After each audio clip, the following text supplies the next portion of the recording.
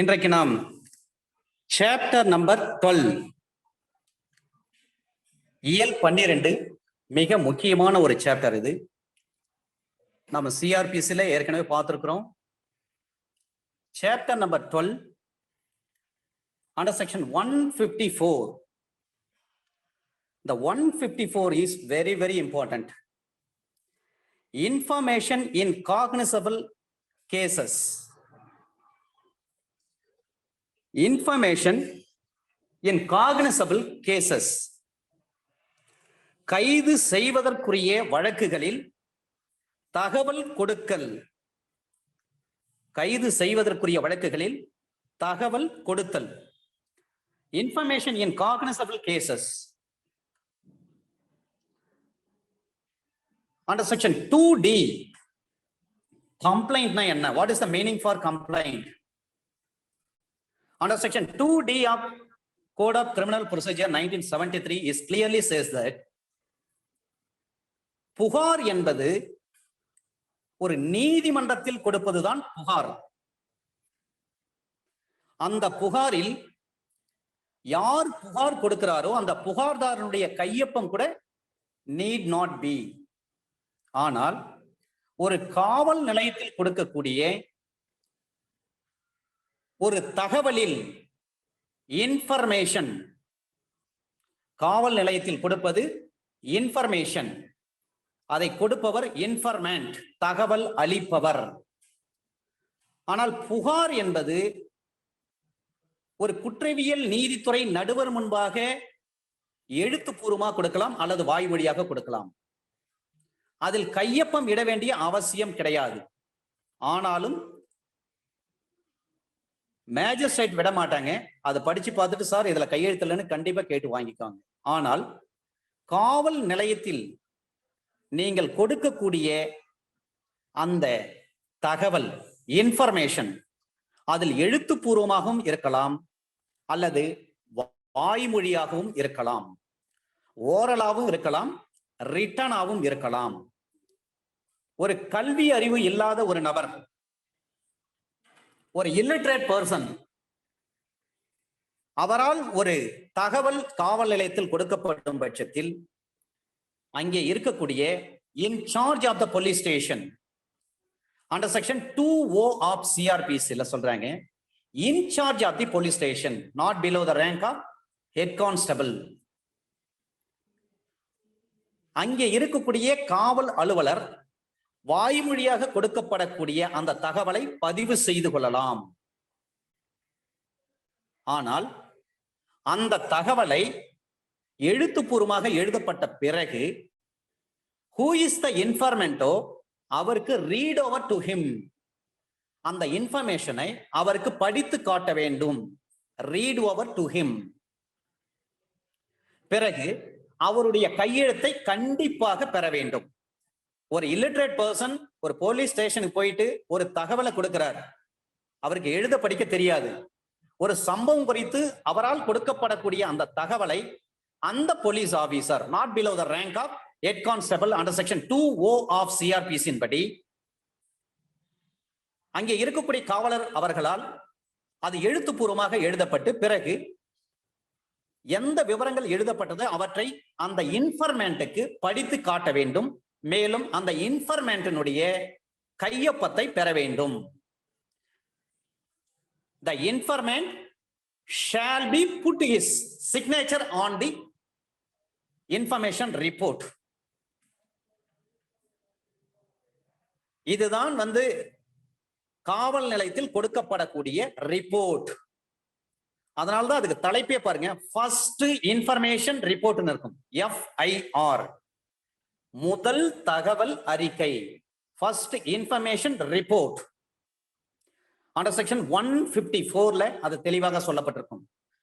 ஆனால் இப்பொழுது நீங்க எந்த புகார் கொடுத்தாலும் CCTNS வந்திருக்கு தமிழகத்தை பொறுத்தவரை. அந்த புகாரை நீங்கள் காவல் நிலையத்தில் கொடுக்கக்கூடிய அந்த தகவலை அங்கே இருக்கக்கூடிய போலீஸ் ஆபீசர் அவற்றை டைப் செய்து பிரிண்டட் எஃப்ஐஆர் ஆக இன்றைக்கு கொடுக்கப்படுகிறது. அண்டர் செக்ஷன் 157ல நம்ம பிறகு பார்க்கலாம். அதை ஆகவே புகார் என்பது வேறு, இன்ஃபர்மேஷன் என்பது வேறு. புகார் என்பது நீதிமன்றத்தில் கொடுப்பது, இன்ஃபர்மேஷன் என்பது காவல் நிலையத்தில் கொடுப்பது. இவரை இன்ஃபர்மெண்ட் என்று அழைப்பார்கள், அவரை கம்ப்ளைனன்ட் என்று அழைக்க முடியும். அண்டர் செக்ஷன் அவர் 2D. இதை யார் பெற்றுக்கொள்ள முடியும்? Not below the rank of head constable முதற்கொண்டு யார் வேண்டுமானாலும் இந்த புகாரை இந்த தகவலை பெற்றுக்கொள்ளலாம். அது மட்டுமல்ல, காவல் நிலையத்தில் கொடுக்கப்படக்கூடிய அந்த தகவலில் கண்டிப்பாக கையொப்பம் இட்டிருக்க வேண்டும். Who is the informant? That person shall be signed on it. ஆனால் நீங்கள் நீதிமன்றத்தில் கொடுக்கக்கூடிய அந்த புகாரில் கையொப்பம் இட வேண்டிய அவசியம் கிடையாது. ரைட், இது ஜெனரலான விஷயங்கள். Now we are entering into under section 154 of CRPC 1973. இந்த 154 கைது செய்வதற்குரிய ஒரு வழக்குகளில் தகவல் கொடுத்தல், information in cognisable offence, cognisable cases. காக்னிசபிள்னா என்ன? அண்டர் செக்ஷன் 2C அதை பற்றி தெளிவாக சொல்லப்பட்டிருக்கிறது. Defining section is very very important. Cognisable means, சில தமிழ் புத்தகத்துல டெக்ஸ்ட்ல பாத்தீங்கன்னா கொள்தகவு என்று இருக்கும். அதாவது இந்த வழக்கை விசாரணைக்கு எடுத்துக்கொள்ள தகுதியுள்ள ஒரு வழக்கு என்று அர்த்தம், விசாரணை செய்யப்படக்கூடிய ஒரு வழக்கு என்று அர்த்தம், கைது செய்யக்கூடிய ஒரு நபர் என்று அர்த்தம், கைது செய்யக்கூடிய ஒரு வழக்கு என்று அர்த்தம். இதுதான் காக்னிசபிள். அப்ப கைது செய்வதற்குரிய ஒரு குற்றம் ஒன்று செய்யப்பட்டிருப்பது பற்றியே ஒரு தகவல் காவல் நிலைய பொறுப்பு அலுவலர் இருக்கார் பாருங்க, under section 2O, in charge of the police station, அவருக்கு வாய்மொழியாக அவரிடம் கொடுக்கப்படுமேயானால் அல்லது எழுத்துப்பூர்வமாக கொடுக்கப்படுமேயானால் அவற்றை அவர் பதிவு செய்ய வேண்டும். இந்த புகார் 154 பற்றி படிப்பதற்கு முன்பாக PSO ஏற்கனவே நாம எடுத்துட்டோம். அந்த PSO பற்றி ஒரு சில விஷயங்களையும் நாம் தெரிந்து கொள்ள வேண்டும். ஏனென்று சொன்னால், PSOல பாத்தீங்கன்னா போலீஸ் ஸ்டாண்டிங் ஆர்டர், காவல் நிலை ஆணை. அண்டர் ஆர்டர் நம்பர் 551, அது மிக முக்கியமான ஒரு ஆர்டர். அந்த 551 தான் சொல்றாங்க FIR புக்கை பற்றி சொல்றாங்க. அதை பற்றி டீட்டெயிலா அதே போலீஸ் ஸ்டாண்டிங் ஆர்டர்ல 560 ஆர்டர் நம்பர் 560 தெளிவாக சொல்லப்பட்டிருக்கிறது. ஒவ்வொரு காவல் நிலையத்திலும் 3 டைரிகள் ஃபாலோ பண்ணணும். ஒன்று FIR book, police standing order under order number 551. இன்னொன்று, ஒவ்வொரு நாளும் அந்த காவல் நிலையத்தில் என்ன நடக்கிறது, எந்த வழக்கு விசாரணை, அது சம்பந்தமாக போலீஸ் இன்ஸ்பெக்டர் ஒரு டைரி ஃபாலோ பண்ணுவார். Daily diary, day to day, அதுல என்ட்ரி பண்ணணும். அதுதான் ஜெனரல் டைரி என்று சொல்வார்கள், GD. இன்ஸ்பெக்டர் தனியா ஒண்ணு ஃபாலோ பண்ணுவார், அது வேற. இந்த ஜெனரல் டைரி GD ஒவ்வொரு நாளும் என்ன நடந்தது என்று சொல்லி அதில் பதிவு செய்ய வேண்டும். மூன்றாவதாக கேஸ் டைரி. கேஸ் டைரி என்றாலும் ஃபைனல் ரிப்போர்ட் என்றாலும் சார்ஜ் ஷீட் என்றாலும் ஒன்றுதான். Under section 173 clause 2 of CRPC படி கேஸ் டைரி என்றாலும் சார்ஜ் ஷீட் என்றாலும் ஃபைனல் ரிப்போர்ட் என்றாலும் ஒன்றுதான். இந்த 3 டைரியும் கண்டிப்பாக ஃபாலோ பண்ணணும். போலீஸ் ஸ்டாண்டிங் ஆர்டர் படி இதுல இந்த ஜெனரல் டைரி இருக்கு பாருங்க, GD, அது அண்டர் செக்ஷன் 91 CRPC பெட்டிஷன் போட்டு நீதிமன்றத்துக்கு வரவழைக்க முடியுமா என்று சொன்னால் கண்டிப்பாக வரவழைக்க முடியும். ஏன்னா எந்த ஒரு நிகழ்வு நடந்தாலும் அவற்றை கண்டிப்பாக GDல என்ட்ரி பண்ணியே ஆகணும். டே டு டே அங்க என்ன நடக்குதோ என்ட்ரி பண்ணணும். 7 மணிக்கு ஸ்டார்ட் ஆகி அடுத்த நாள் காலையில் 7 மணி வரை அது செல்லும். இந்த டியூட்டியும் அப்படிதான் போடுவாங்க போலீஸ் ஆபீசர்.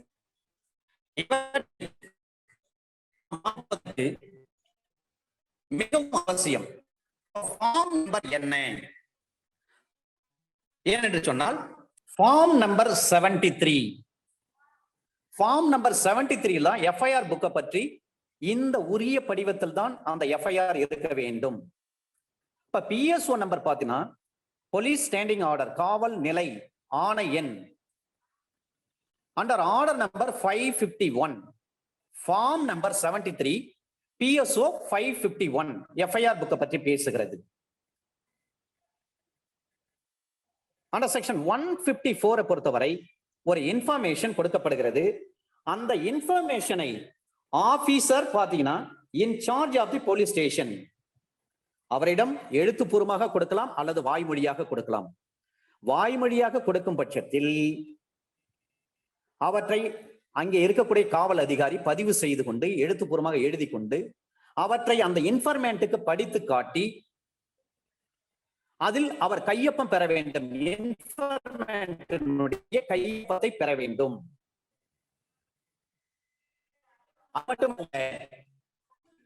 இந்த கையொப்பத்தை பெற்றுக்கொண்ட பிறகு அவருக்கு இலவசமா ஒரு காப்பி எல்லாம் கொடுக்கணும். இதுல ஒரு ப்ரொவிசோ சொல்றாங்க.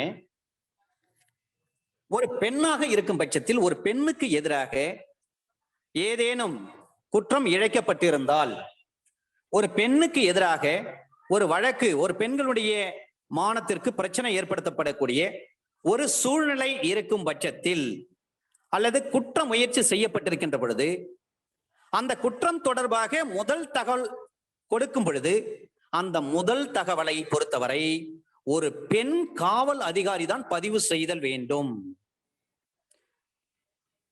ஒரு பெண் தொடர்பான ஒரு குற்றம் அல்லது குற்ற முயற்சி ஏதேனும் செய்யப்படும் பட்சத்தில் அது சம்பந்தமாக முடிந்தவரை ஒரு பெண் காவல்துறை அதிகாரி தான் அவற்றை பதிவு செய்ய வேண்டும்.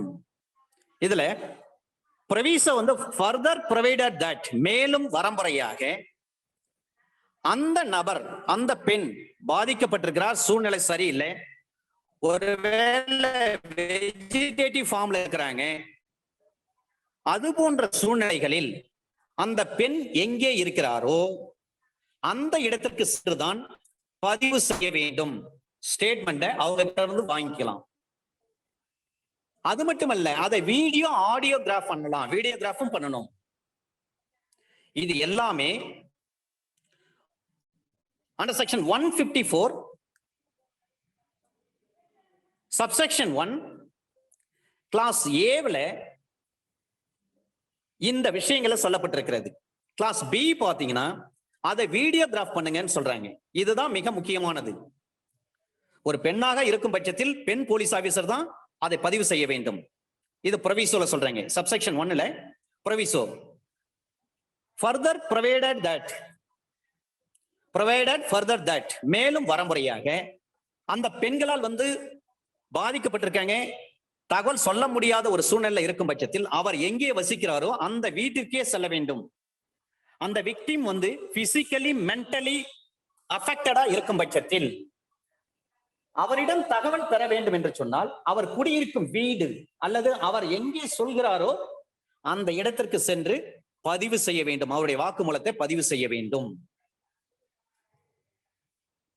Under section 154 subsection 1 class B அவ்வாறு பதிவு செய்கின்றதை எல்லாம் வீடியோவில் பதிவு செய்ய வேண்டும். அந்த தகவலை வீடியோகிராஃப் பண்ணுங்க. shall be videographed. Under section 154 subsection 1 class C ல சொல்றாங்க, அந்த வாக்குமூலத்தை, அந்த நபருடைய வாக்குமூலத்தை காவல்துறை அதிகாரி முடிந்த வரை 164 ஸ்டேட்மெண்ட் கன்ஃபெஷன் கொடுக்கறாங்க. ரேப் ரிலேட்டட் சம்பந்தமான ஒரு விஷயமாக இருக்கும் பட்சத்தில் under section 164 subsection 5A clause ஏவின் படி நீதித்துறை நடுவரிடம் எவ்வளவு சீக்கிரம் முடியுமோ அவ்வளவு சீக்கிரமா கொண்டு போய் சேர்த்து அந்த ஸ்டேட்மெண்ட்டை ரெக்கார்ட் பண்ணணும். இந்த 164 கன்ஃபர்ஸ் பண்றாங்க பாருங்க, 164 ஸ்டேட்மெண்ட் இருக்கு.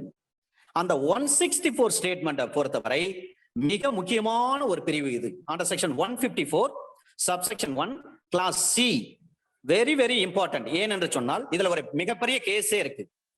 Under section 164 subsection 5A clause ஏவின் படி ஒரு ஸ்டேட்மெண்ட் கொடுக்குறாங்க ஒரு விக்டிம். அந்த ஸ்டேட்மெண்ட் அதை முதல் விசாரணையாகவே எடுத்துக்கொள்ளலாம். இதுக்கு ஜட்ஜ்மெண்டே இருக்கு.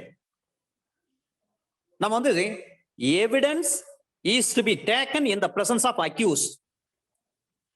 அண்டர் செக்ஷன் 273 சிஆர்பிஸ்ல படிச்சிருக்கிறோம். ஆனால் அதுக்கு விதிவிலக்கு இருக்கு. 299 சிஆர்பிஸ்ல விதிவிலக்கு இருக்கிறது. அப்ப 273 சிஆர்பிசியை 299 சிஆர்பிசியோட இணைத்து பார்க்க வேண்டும். இவை இரண்டையும் under section 164 subsection 5A clause ஏவின் படி அவற்றை நாம் பொருத்தி பார்க்க வேண்டும். அதில் இந்த 164 சப்செக்ஷன் ஏ கிளாஸ் ஏவை பொறுத்தவரை ஒரு ஜுடிஷியல் மேஜிஸ்ட்ரேட் கிட்ட ஒரு விக்டிம் வந்து ஒரு ஸ்டேட்மெண்ட் கொடுக்கறாங்க. அந்த ஸ்டேட்மெண்ட் ரெக்கார்ட் பண்றான்னு சொன்னா அந்த இடத்துல 273 அங்க தேவையில்லை. அதாவது அக்யூஸ்ட் முன்னிலையில் தான் அவங்க எந்த ஒரு எவிடன்ஸ் எடுக்கணும்னு அவசியம் கிடையாது. அது மட்டுமல்ல, அந்த 164 சப்செக்ஷன் 5A கிளாஸ் ஏ பொறுத்தவரை அதை வந்து it can be treated as a examination in chief என்றுதான் அர்த்தம். அது முதல் விசாரணை தான் என்று கருத வேண்டும். எனவே அந்த 164 சப்செக்ஷன் 5A கிளாஸ் ஏ என்பது முதல் விசாரணை தான், அப்படித்தான் அர்த்தப்படுத்திக் கொள்ள வேண்டும். அப்ப டிஃபென்ஸ் லாயர் என்ன பண்ணலாம், அந்த 164 சப்செக்ஷன் 5A கிளாஸ் ஏ அந்த ஸ்டேட்மெண்ட்டை கிராஸ் தான் பண்ணணும்.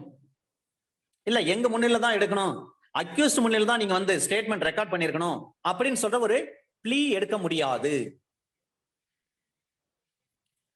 அண்டர் செக்ஷன் 154 சப்செக்ஷன் 2 சப்செக்ஷன் 2ல சொல்றாங்க, சப்செக்ஷன் 1ல என்னென்ன விஷயங்கள் சொல்லப்பட்டு பதிவு செய்யப்பட்ட அந்த தகவல் இருக்கிறதோ அந்த தகவலை ஃப்ரீ ஆஃப் காஸ்ட்ல இன்ஃபர்மெண்ட்டுக்கு கொடுக்க வேண்டும்.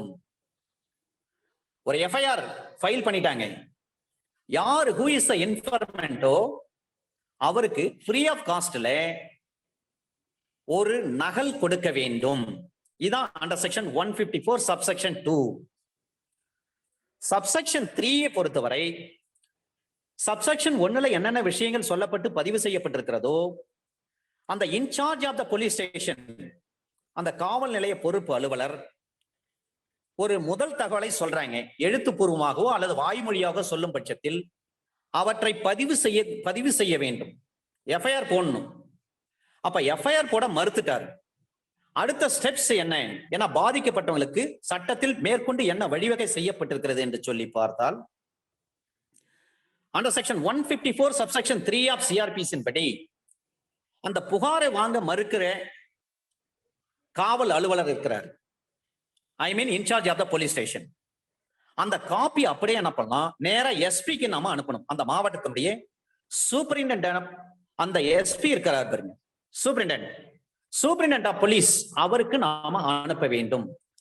பை ரெஜிஸ்டர்ட் போஸ்ட், ஆர்பிஐடி கவரோடு அனுப்பணும்.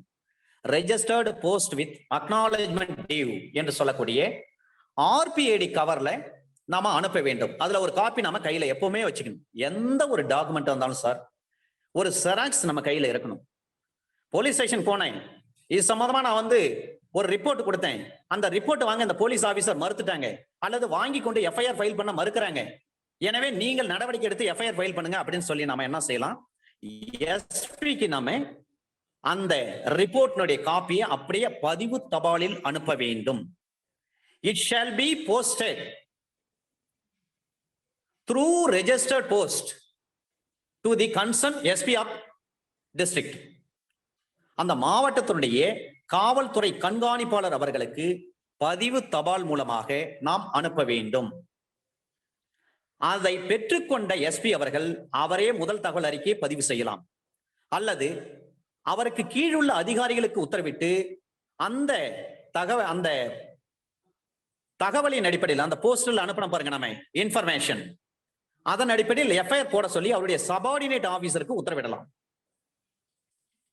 ஆனால் இப்ப 2019ல ஒரு ஜட்ஜ்மெண்ட் இருக்கு, 154 சப்செக்ஷன் 3ல நீங்க வந்து ஒரு ரெஜிஸ்டர் போஸ்ட் அனுப்புறீங்க, நீங்க போலீஸ் ஸ்டேஷன்ல புகார் கொடுத்தா வாங்க மறுக்கிறாங்க அல்லது வாங்கி கொண்டு எஃப்ஐஆர் போட மறுக்கிறாங்க, எனவே எஸ்பி ஆகி நீங்களே வந்து இதை வந்து எஃப்ஐஆர் ஃபைல் பண்ணுங்க, அப்படி எல்லாம் உங்க சபார்டினேட்டுக்கு நீங்க உத்தரவு போடுங்க அப்படின்னு சொல்லிட்டு நீங்க வந்து ரெஜிஸ்டர் போஸ்ட்ல அனுப்புறீங்கன்னு சொன்னா அதை பெற்றுக்கொண்ட எஸ்பி 7 தினங்களுக்குள் நடவடிக்கை எடுக்கணும். அல்லது உங்களால் எஸ்பிக்கு அனுப்பப்பட்ட அந்த புகார் சில நேரங்களில் எஸ்பி என்ன செய்வாங்கன்னா, அந்த எஸ்பி அவங்க அது எந்த போலீஸ் ஸ்டேஷனோ அந்த போலீஸ் ஸ்டேஷனுக்கே அனுப்புவாங்க, அல்லது டிஎஸ்பி கேம்ப் ஆபீஸ்க்கு வரும். இது சம்பந்தமா நடவடிக்கை எடுங்க, என்கிட்ட வந்து பை போஸ்ட்ல அனுப்பியிருக்கிறாங்க அப்படின்னு சொல்லி. அந்த தகவலை பெற்றுக்கொண்ட காவல் அதிகாரி 7 நாட்களுக்குள்ளாக நீங்க எஸ்பிக்கு அனுப்பின அந்த தபாலின் அடிப்படையில் நாங்க எஃப்ஐஆர் ஃபைல் பண்ணிருக்கிறோம் அல்லது எஃப்ஐஆர் ஃபைல் பண்ண முடியாது, இந்த வார்த்தையை சொல்லணும். இப்ப லேட்டஸ்ட் ஜட்ஜ்மெண்ட்ல அதை சொல்லியிருக்காங்க, மெட்ராஸ் ஹைகோர்ட் டிஸ்கஸ் பண்ணியிருக்காங்க. அவ்வாறு சொல்ல தவறினாலும் ஒன்றும் பிரச்சனை இல்லை. 15 டேஸ்க்குள்ள 15 தினங்களுக்குள்ளாக நம்ம அனுப்பணும். அப்ப 15 தினங்களுக்குள்ளாக நம்ம எஸ்பிக்கு அனுப்பிட்டோம்னு சொன்னா அதை பேஸ் பண்ணி நம்ம 156 சப்செக்ஷன் 3லே வந்து டைரக்ஷன் கேட்கலாம், அல்லது 200 சிஆர்பிசிலே நம்ம என்ன பண்ணலாம், கேஸ் வந்து கோர்ட்ல ஜுடிஷியல் மேஜிஸ்ட்ரேட் கோர்ட்ல நேரடியாக நம்ம கேஸ் நடத்திக்கலாம். சாட்சிகள்லாம் ஸ்வான் ஸ்டேட்மெண்ட் எடுத்துட்டு நேரடியாக கேஸ் நடத்திடலாம். இதுதான் under section 154 subsection 3. Under section 154 subsection 1ல சொல்றாங்க, incharge of the police station யாரோ அவர்கிட்ட வாய்மொழியா அல்லது எழுத்துப்பூர்வமா நம்ம வந்து ஒரு தகவலை சொன்னா அவர் பதிவு செய்து கொள்ள வேண்டும். வாய்மொழியாக சொல்கின்ற பொழுது அவர் அதை எழுத்துப்பூர்வமாக எழுதி கொண்டு அந்த எழுதப்பட்ட விவரத்தை அந்த இன்ஃபர்மெண்ட்டுக்கு படித்து காட்டி அதில் அவருடைய கையொப்பத்தை பெற்றுக் கொள்ள வேண்டும். இதே வந்து ஒரு பெண்கள் சம்பந்தப்பட்ட குற்றமாக இருக்கும் பட்சத்தில் ஒரு பெண் போலீஸ் ஆபீசர் தான் அவற்றை பதிவு செய்ய வேண்டும். இது ப்ரொவிசோல சொல்றாங்க, சப்செக்ஷன் 1 ப்ரொவிசோல சொல்றாங்க. ஃபர்தர் ப்ரொவைடட் தட், மேலும் வரம்புறையாக பெண்கள் சம்பந்தப்பட்ட ஒரு குற்றம் அல்லது குற்ற முயற்சி உடல் ரீதியாக பாதிக்கப்பட்டிருக்காங்க, சில நேரங்களில் வெஜிடேட்டிவ் ஃபார்ம்ல இருப்பாங்க, ரொம்ப அவங்களால எழுந்து நடமாட முடியாத ஒரு சூழ்நிலை இருப்பாங்க. அப்ப அவங்க எங்கே குடியிருக்கிறார்களோ அந்த வீட்டிற்கே சென்று என்ன பண்ணும், நம்ம இன்ஃபர்மேஷனை ரெக்கார்ட் பண்ணணும், ஸ்டேட்மெண்ட்டை ரெக்கார்ட் பண்ணணும். அது மட்டும் இல்ல, அவங்க எந்த இடம் சொல்றாங்களோ அந்த இடத்துக்கு போலீஸ் ஆபீசர் போகணும், அங்க போயிட்டு அவங்க கிட்ட இருந்து ஸ்டேட்மெண்ட் ரெக்கார்ட் பண்ணிக்கணும். இது அண்டர் செக்ஷன் 151 சப்செக்ஷன் 1ல சொல்லக்கூடிய ஃபர்தர் ப்ரொவைடட் தட். அது அதுல கிளாஸ் பி சொல்றாங்க, அந்த தகவலை வந்து ஷால் பி வீடியோகிராஃப்டு, வீடியோ எடுக்கணும். கிளாஸ் சில சொல்றாங்க 164 under section 164 subsection 5A clause A படி நீங்க முடிந்தவரை நீதிபதி கிட்ட கொண்டு போயிடணும், ஜுடிஷியல் மேஜிஸ்ட்ரேட் கிட்ட கொண்டு போயிட்டு அந்த ரெக்கார்டு வந்து அந்த ஸ்டேட்மெண்ட் வந்து ரெக்கார்ட் பண்ணிடுவாங்க. அதை தான் வந்து எக்ஸாமினேஷன் இன் சீஃபா ட்ரீட் பண்ணுவாங்க. அண்டர் செக்ஷன் 154 சப்செக்ஷன் 2ல சொல்றாங்க, அவ்வாறு எஃப்ஐஆர் வந்து பதிவு பண்றாங்கன்னு சொன்னா அதனுடைய நகல் ஒரு காப்பி வந்து ஃப்ரீ ஆஃப் காஸ்ட், இலவசமா என்ன பண்ண கொடுக்கணும், யார் இன்ஃபர்மெண்டோ அவருக்கு இலவசமா கொடுக்க வேண்டும். அண்டர் செக்ஷன் 154 சப்செக்ஷன் 3ல சொல்றாங்க, இப்ப புகாரை வாங்க மறுக்கிறார் அல்லது புகாரை பெற்றுக்கொண்டு அந்த போலீஸ் ஆபீசர் எஃப்ஐஆர் போட மறுக்கிறார், உடனே நம்ம எஸ்பிக்கு என்ன பண்ணணும், ரெஜிஸ்டர் போஸ்ட்ல அனுப்பணும். அப்ப அதை பெற்றுக்கொண்ட எஸ்பி வந்து 7 நாள்ல என்ன பண்ணுவாரு, நடவடிக்கை எடுக்கணும். அவரே நேரடியாக எஃப்ஐஆர் போடலாம் அல்லது அவருடைய சபார்டினேட்டுக்கு டைரக்ஷன் கொடுக்கலாம், எஃப்ஐஆர் பண்ணுங்க அப்படின்னு சொல்லி. இந்த விஷயத்தை 7 நாள்ல தீர்மானிக்கணும். அதிகபட்சம் 15 டேஸ், 15 தினங்கள். தவறும் பட்சத்தில் நீதிமன்றத்துக்கு நாம சென்று அண்டர் செக்ஷன் 156 சப்செக்ஷன் 3ல நம்ம ஒரு டைரக்ஷன் வாங்கலாம், அல்லது 200 சிஆர்பிசியில் நேரடியாக கேஸாவும் நம்ம எடுத்து செய்யலாம். இது சம்பந்தமாக நம்முடைய பிராக்டிஸ்க்கு நிறைய வழக்குகள் இருக்கு. 1 by 1 நம்ம இதை பார்க்கலாம்.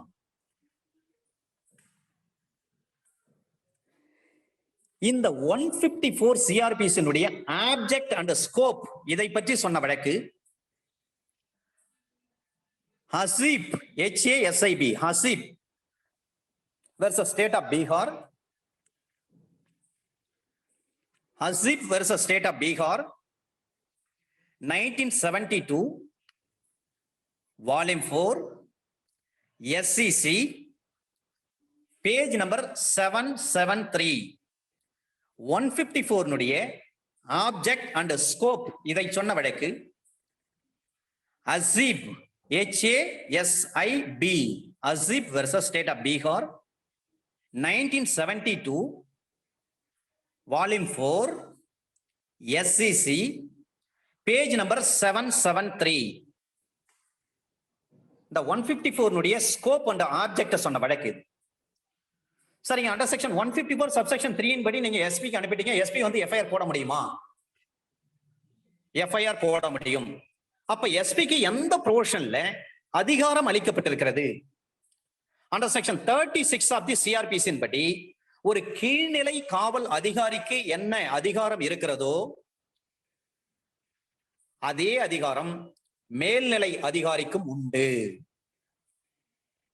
அண்டர் செக்ஷன் 36 படி தான் எஸ்பிக்கும் அதிகாரம் இருக்கு, கமிஷனருக்கும் அதிகாரம் இருக்கு, டிஜிபிக்கும் அதிகாரம் இருக்கு. அந்த ஜூரிஸ்டிக்ஷன்ல இருக்கக்கூடிய எஸ்பிக்கு அதிகாரம் இருக்கிறது. Under section 36 of CrPC. Sir, ஒரு எஸ்ஐ தான் எஃப்ஐஆர் போடுங்க, எஸ்பி எப்படிங்க எஃப்ஐஆர் போடுவார்? SP is also can be filed an FIR under section 36 of CrPC is clearly says that. சரிங்க, ஒரு எஃப்ஐஆரை எதுக்கெல்லாம் பயன்படுத்த முடியும்? எஃப்ஐஆரை பொறுத்தவரை ஒரு கரோபரேஷனுக்கு பயன்படுத்த முடியும் அல்லது ஒரு கான்ட்ரடிக்ஷனுக்கு பயன்படுத்த முடியும். ஏன்னா அது சப்ஸ்டாண்டிவ் பீஸ் கிடையாது, சப்ஸ்டாண்டிவ் பீஸ் ஆஃப் எவிடன்ஸ் கிடையாது, ஒரு நிலையான சான்று கிடையாது அது. அதனால்தான் FIR can be used to corroborate as well as to contradict. அதை கரோபரேஷனுக்கும் பயன்படுத்திக்கலாம், கான்ட்ரடிக்ஷனுக்கும் பயன்படுத்திக்கலாம். ஆனால் under section 161 subsection 3 of CrPC ஸ்டேட்மெண்டை பொறுத்தவரை அதை கான்ட்ரடிக்ஷனுக்கு மட்டும்தான் பயன்படுத்த முடியும். ஆனா ஒரு எஃப்ஐஆர் கான்ட்ரடிக்ஷனுக்கும் பயன்படுத்தலாம், கரோபரேஷனுக்கும் பயன்படுத்தலாம். இதுக்கு நிறைய கேஸ் லாஸ் இருக்கு சார். இந்த எஃப்ஐஆர் பொறுத்தவரை மிக முக்கியமான கேஸ் லாஸ் எல்லாம் நான் சொல்லிடுறேன். Duty of police to registered FIR. ஒரு காவல்துறை அதிகாரி இருக்காங்கன்னா எஃப்ஐஆர் பதிவு செய்தே ஆக வேண்டும். Lalita Kumari versus state of Uttar Pradesh, Lalita Kumari versus govt of UP 2014 volume 2 SCC page number 1. Lalita Kumari versus govt of UP 2014 volume 2 SCC page number 1. Lalita Kumari கேஸ்ல வந்து 5 விஷயங்களை வந்து டிஸ்கஸ் பண்ணிருப்பாங்க. அருணேஷ்குமார் வழக்கம் இருக்கு. இதுல சொல்லப்பட்ட விஷயங்கள் என்னன்னு சொன்னா, ஒரு மேட்ரிமோனியல் டிஸ்பியூட் சம்பந்தமாக உடனடியாக நீங்க வழக்கு பதிவு செய்யாதீங்க. ஒரு கோஆபரேட்டிவ் சொசைட்டி சம்பந்தமான வழக்கில் உடனடியாக கைது செய்யாதீங்க. ஒரு பிரிவென்ஷன் ஆஃப் கரப்ஷன் ஆக்ட் படி உடனடியாக கைது செய்யாதீங்க. ஒரு கரப்ஷன் சம்பந்தமாகவோ, ஒரு மேட்ரிமோனியல் சம்பந்தமாகவோ, ஒரு கோஆபரேட்டிவ் சம்பந்தமாகவோ கைது செய்தது என்பது கூடாது. அவசரப்படாதீங்க. அதே போல ஒரு சம்பவம் நடந்து 3 மாதங்கள் கழித்து ஒரு புகார் கொடுக்கறாங்கன்னு சொன்னா அது சம்பந்தமா எஃப்ஐஆர் உடனே நீங்க ஃபைல் பண்ண வேண்டிய அவசியம் கிடையாது. இந்த விஷயங்கள் எல்லாம் டிஸ்கஸ் பண்றாங்க. அது மட்டுமல்ல, மெடிக்கல் நெக்லிஜென்ஸ் சம்பந்தமாக உடனடியாக எஃப்ஐஆர் நீங்க பதிவு பண்ணாதீங்க. இந்த 5 விஷயங்கள் மிக முக்கியம்.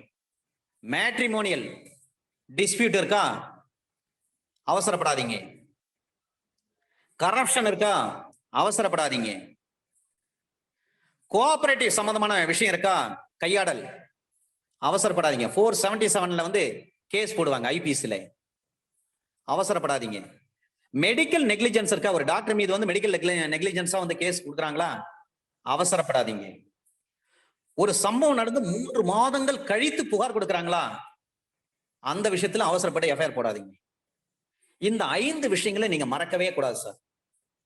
ஏன்னா சில நேரத்தில் நம்ம பார்ட்டி வந்து விரும்புவாங்க, நம்முடைய வழக்கறிஞர் போலீஸ் ஸ்டேஷன் வந்தா நல்லா இருக்குன்னு சொல்லி. இப்ப சில நேரங்களில் போலீஸ் ஆபீசரும் நல்ல சட்டத்தை தெரிஞ்சு வச்சிருப்பாங்க. அவங்க கிட்ட நாம ஒரு கனிவா, அன்பா, சார் சட்டத்துல இப்படி இருக்கு சார், நீங்க செய்யலாம் சார் அப்படின்னு சொன்னா போதும்.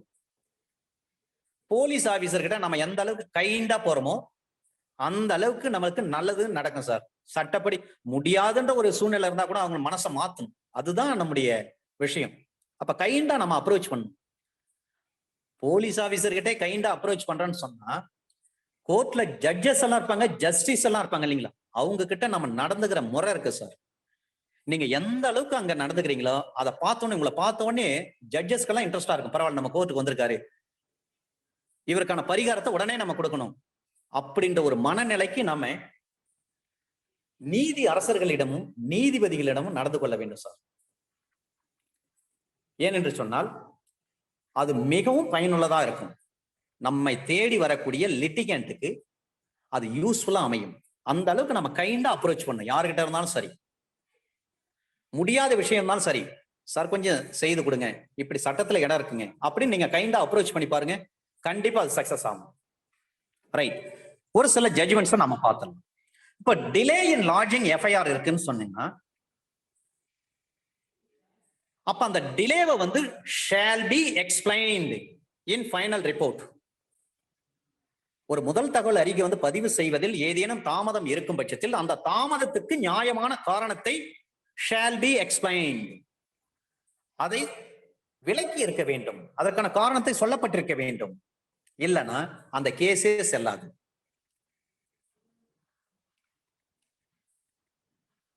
Dashrath Kharate, Dashrath DASHRATH, Dashrath Kharate KHARATE, Dashrath Kharate versus state of Maharashtra.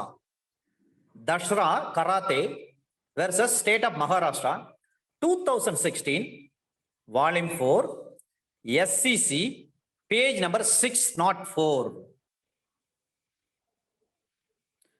அதை போலவே ஸ்டேட் ஆஃப் மத்திய Pradesh versus Chakkil Lal, state of மத்திய Pradesh versus Chakkil Lal, CHAKKIL, Chakkil Lal LAL. State of MP versus Chakkil Lal 2019, volume 12, SCC, page number 326. 2019, volume 12, SCC, page number 326. ஒரு வேல்யூ ஆஃப் எஃப்ஐஆர் என்ன, ஒரு எஃப்ஐஆர் சட்ட வலிமை என்ன, இதை சொன்ன வழக்கு Latesh versus state of Maharashtra. Latesh LATESH, Latesh versus state of Maharashtra 2018, volume 3, SCC, page number 66. Value of FIR, ஒரு எஃப்ஐஆருக்கு என்ன சட்ட வலிமை இருக்கிறது அதை பற்றி சொன்ன வழக்குதான் Latesh versus state of Maharashtra 2018, volume 3, SCC, page number 66. ஒரு எஃப்ஐஆர் இருக்குன்னா எஃப்ஐஆர் வந்து இஸ் நாட் ஏ என்சைக்ளோபீடியா. அந்த எஃப்ஐஆர்ல எல்லார் பேரும் வரணும், சாட்சி பேர் வரணும், எல்லா அக்யூஸ் நேம் வரணும் அப்படின்னு சொல்லி ஃபுல் டீடைல் நீங்க அதுல எதிர்பார்க்காதீங்க. அது வந்து ஒரு என்சைக்ளோபீடியா கிடையாது. Satpal versus Satpal SATPAL, Satpal versus state of Haryana 2018, volume 6, SCC, page number 610. Satpal versus state of Haryana 2018, volume 6, SCC, page number 610. Satpal versus state of Haryana 2018, volume 6, SCC, page number 610. FIR is to be read, is not to be read as an encyclopedia requiring every minute detail of occurrence to be mentioned therein. இதான் சத்பால் வழக்குல சொல்றாங்க. Satpal versus state of Haryana 2018, volume 6, SCC, page number 610. Contents of FIR எப்படி இருக்கணும்? இந்த contents of FIR பொறுத்தவரை FIR need not contain an exhaustive account of incident. It is not an encyclopedia of case. இதை சொன்ன வழக்கு பிரபு Dayal versus state of Rajasthan. Prabhu Dayal versus state of Rajasthan, 2018, volume 8, SCC, page number 127. Prabhu Dayal versus state of Rajasthan, 2018, volume 8, SCC, page number 127. Contents of FIR. FIR need not contain an exhaustive account of incident. It is not an encyclopedia of case. இதை சொன்ன வழக்கு தான் பிரபு Dayal versus state of Rajasthan, 2018, volume 8, SCC, page number 127. Prompt FIR. இந்த prompt FIR பொறுத்தவரை express FIR னு சொல்லுவாங்க. Police standing ஆர்டர்ல order number 555 Tamil Nadu காவல் நிலை ஆணையன் 555 prompt FIR, அதான் எக்ஸ்பிரஸ் FIR. இந்த எக்ஸ்பிரஸ் FIR பற்றி சொன்ன வழக்கு தான் Satkumar versus Satkumar, SAT Satkumar versus state of Haryana, 1974, volume 3, SCC, page number 643. Satkumar versus state of Haryana, 1974, volume 3, SCC, page number 643. Satkumar versus State of Haryana, 1974, volume 3, SCC, page number 643. Merely delay in lodging FIR is not necessarily fatal to the prosecution. FIR lodge பண்றதுக்கு late ஆகி போச்சு, அதனால அதை வச்சு வந்து அந்த prosecution கேஸே வந்து இஸ் கோயிங் டு பி ஃபேட்டலா அப்படின்னு பாத்தீங்கன்னா கிடையாது. No. Apren Joseph, Apren APREN, Apren Joseph versus state of Kerala, Apren Joseph versus state of Kerala, 1973, volume 3, SCC, page number 114. Apren Joseph versus state of Kerala, 1973, volume 3, SCC, page number 114. Shall என்ற ஒரு வார்த்தை இருக்கு. The word shall வந்து occurring in section 154 subsection 1ல அது mandatory ன்னு சொல்றாங்க. Shall for cognizance, ஒரு cognizable offenses இருக்கு. அப்ப duty has been cast upon the police to mandatory register FIR. The shall பாத்தீங்கன்னா given its ordinary meaning of being mandatory in character. இதுதான் லலிதா குமாரி வழக்குல சொல்லப்பட்ட விஷயம். அப்ப shall கண்டிப்பா நீங்க வழக்கு போடுங்க, ஆனா 5 விஷயங்களை நீங்க கருத்தில் எடுத்துக்கொள்ளுங்க அப்படின்னு ஏற்கனவே சொல்லி. ஒரு ஜெனரல் டைரி இருக்கு பாருங்க, GD. அந்த GD பற்றியான வழக்கு இது. GD பற்றி லலிதா குமாரி கேஸ்ல தெளிவாக சொல்லப்பட்டிருக்காங்க. All information relating to cognizable offense, whether resulting in registration of FIR or leading to an inquiry, must be mandatory. In the general diary, and the decision to conduct to preliminary inquiry must also be reflected therein. Lalitha Kumari கேஸ்ல தான் இது சொல்லியிருக்காங்க. சரிங்க. நான் maintenance of GD, general diary வந்து maintain பண்ணலை, ஆனா maintain பண்ணணும், அது மேண்டட்டரி, ஆனாலும் மெயின்டைன் பண்ணலை. prior to preliminary inquiryக்கு முன்னாடி நாட் பெர் se இல்லீகல். நான் maintenance of general diary prior to preliminary inquiry not pre-sell, not per se illegal through an irregularity. இதை சொன்ன வழக்கு. அதாவது நான் maintenance of general diary prior to preliminary inquiry. preliminary inquiry வந்து லலிதா குமாரி கேஸ்ல சொல்லப்பட்டிருக்கின்ற விஷயம். not per se illegal through an irregularity. State versus H. Srinivas. State versus H. Srinivas, 2018, volume 7, SCC, page number 572. இந்த வழக்குல சொல்லப்பட்ட விஷயங்கள் என்னன்னா, non-maintenance of general diary prior to preliminary inquiry not per se illegal through an irregularity. Consequences of non-maintenance of depend on matters of case.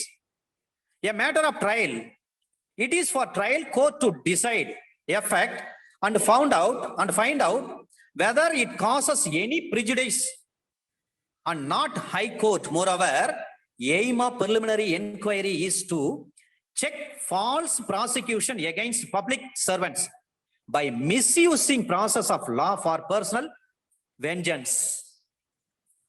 இதான் state versus H. Srinivas 2018 volume 7 SCC page number 572. State versus H, அவருடைய initial வந்து H. Srinivas 2018 volume 7 SCC page number 572. State versus H. Srinivas 2018 volume 7 SCC page number 572. Supply of copy to accused under section 154 subsection 2. அதுல supply of copy to, அதுல சொல்றாங்க supply of copy to அது வந்து எப்படின்னா free of காஸ்டா இருக்கணும், இன்ஃபர்மெண்ட்டுக்கு கொடுக்கணும்னு சொல்றாங்க.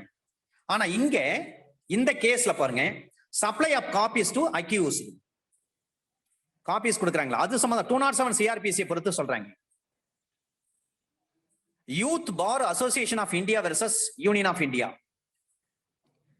Youth bar association of India versus union of India. இந்த supply of copy to accused பத்தி சொல்றாங்க. பர்சன்ஸ் அதான் accused in FIR commission of offences are entitled to have copy of FIR at stage prior to that prescribed under section 207 CRPC. FIRs registered in police stations excepting those pertaining to offense of sensitive nature are required to be uploaded on official website of all states. இப்ப official வெப்சைட்ல இப்ப CCTNS தமிழகத்தை பொறுத்தவரை CCTNSல upload பண்ணிடுறாங்க பாருங்க. இதை சொன்ன வழக்கு youth bar association of India versus union of India 2016 volume 9 SCC page number 473. Youth bar association of India versus union of India 2016 volume 9 SCC page number 473. இந்த youth bar association of India versus union of India 2016 volume 9 SCC page number 473ல தான் இன்னைக்கு தமிழ்நாட்டில் பாத்தீங்கன்னா எல்லா ஸ்டேட்லயுமே வந்து upload பண்ணுங்க அப்படின்னு சொல்றாங்க. ஏன்னா supply of copy to the அக்யூஸ்டுக்கு அது பொருந்தும். அது மட்டும் இல்ல, நம்முடைய பிராக்டிஸ்க்கு இன்னும் நிறைய கேசஸ் வந்து யூஸ் ஆகும் சார். இந்த 154 வச்சு உடைச்சிட்டாவே மர்டர் கேஸ் வந்தாலும் உடைச்சிடலாம். ஏன்னா Mernal Augusty versus state of Kerala அந்த வழக்கில் தெளிவா சொல்லப்பட்டிருக்கு. If the FIR is doubtful entire case is doubtful. முதல் தகவல் அறிக்கையே வந்து நம்ப தகுந்ததாக இல்லைன்னு சொன்னா அப்ப அந்த வழக்கே வந்து நம்ப முடியாது. அப்ப automatically it is going to be fatal. If the FIR is doubtful, entire case is doubtful. இது ஏற்கனவே சுப்ரீம் கோர்ட் பல வழக்குகளை சொல்லியிருக்காங்க. Mernal Augusty versus state of கேரளாவில் அதுலயும் சொல்லியிருக்காங்க.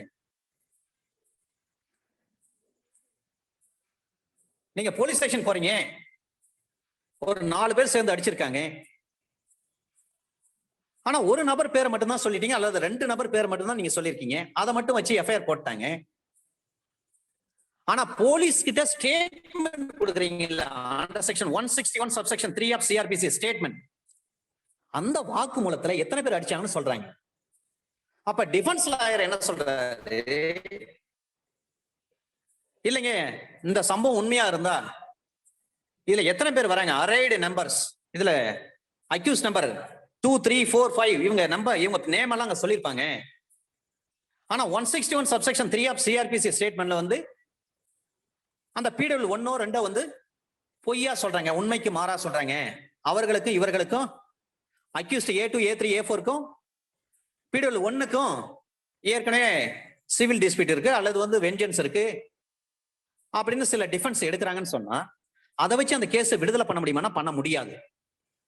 ஒரு கூட்டு குற்றவாளியினுடைய பெயர் வந்து குறிப்பிடவில்லை என்று சொன்னால் அக்காம்ப்ளிஸினுடைய நேம் அதில் இல்லை.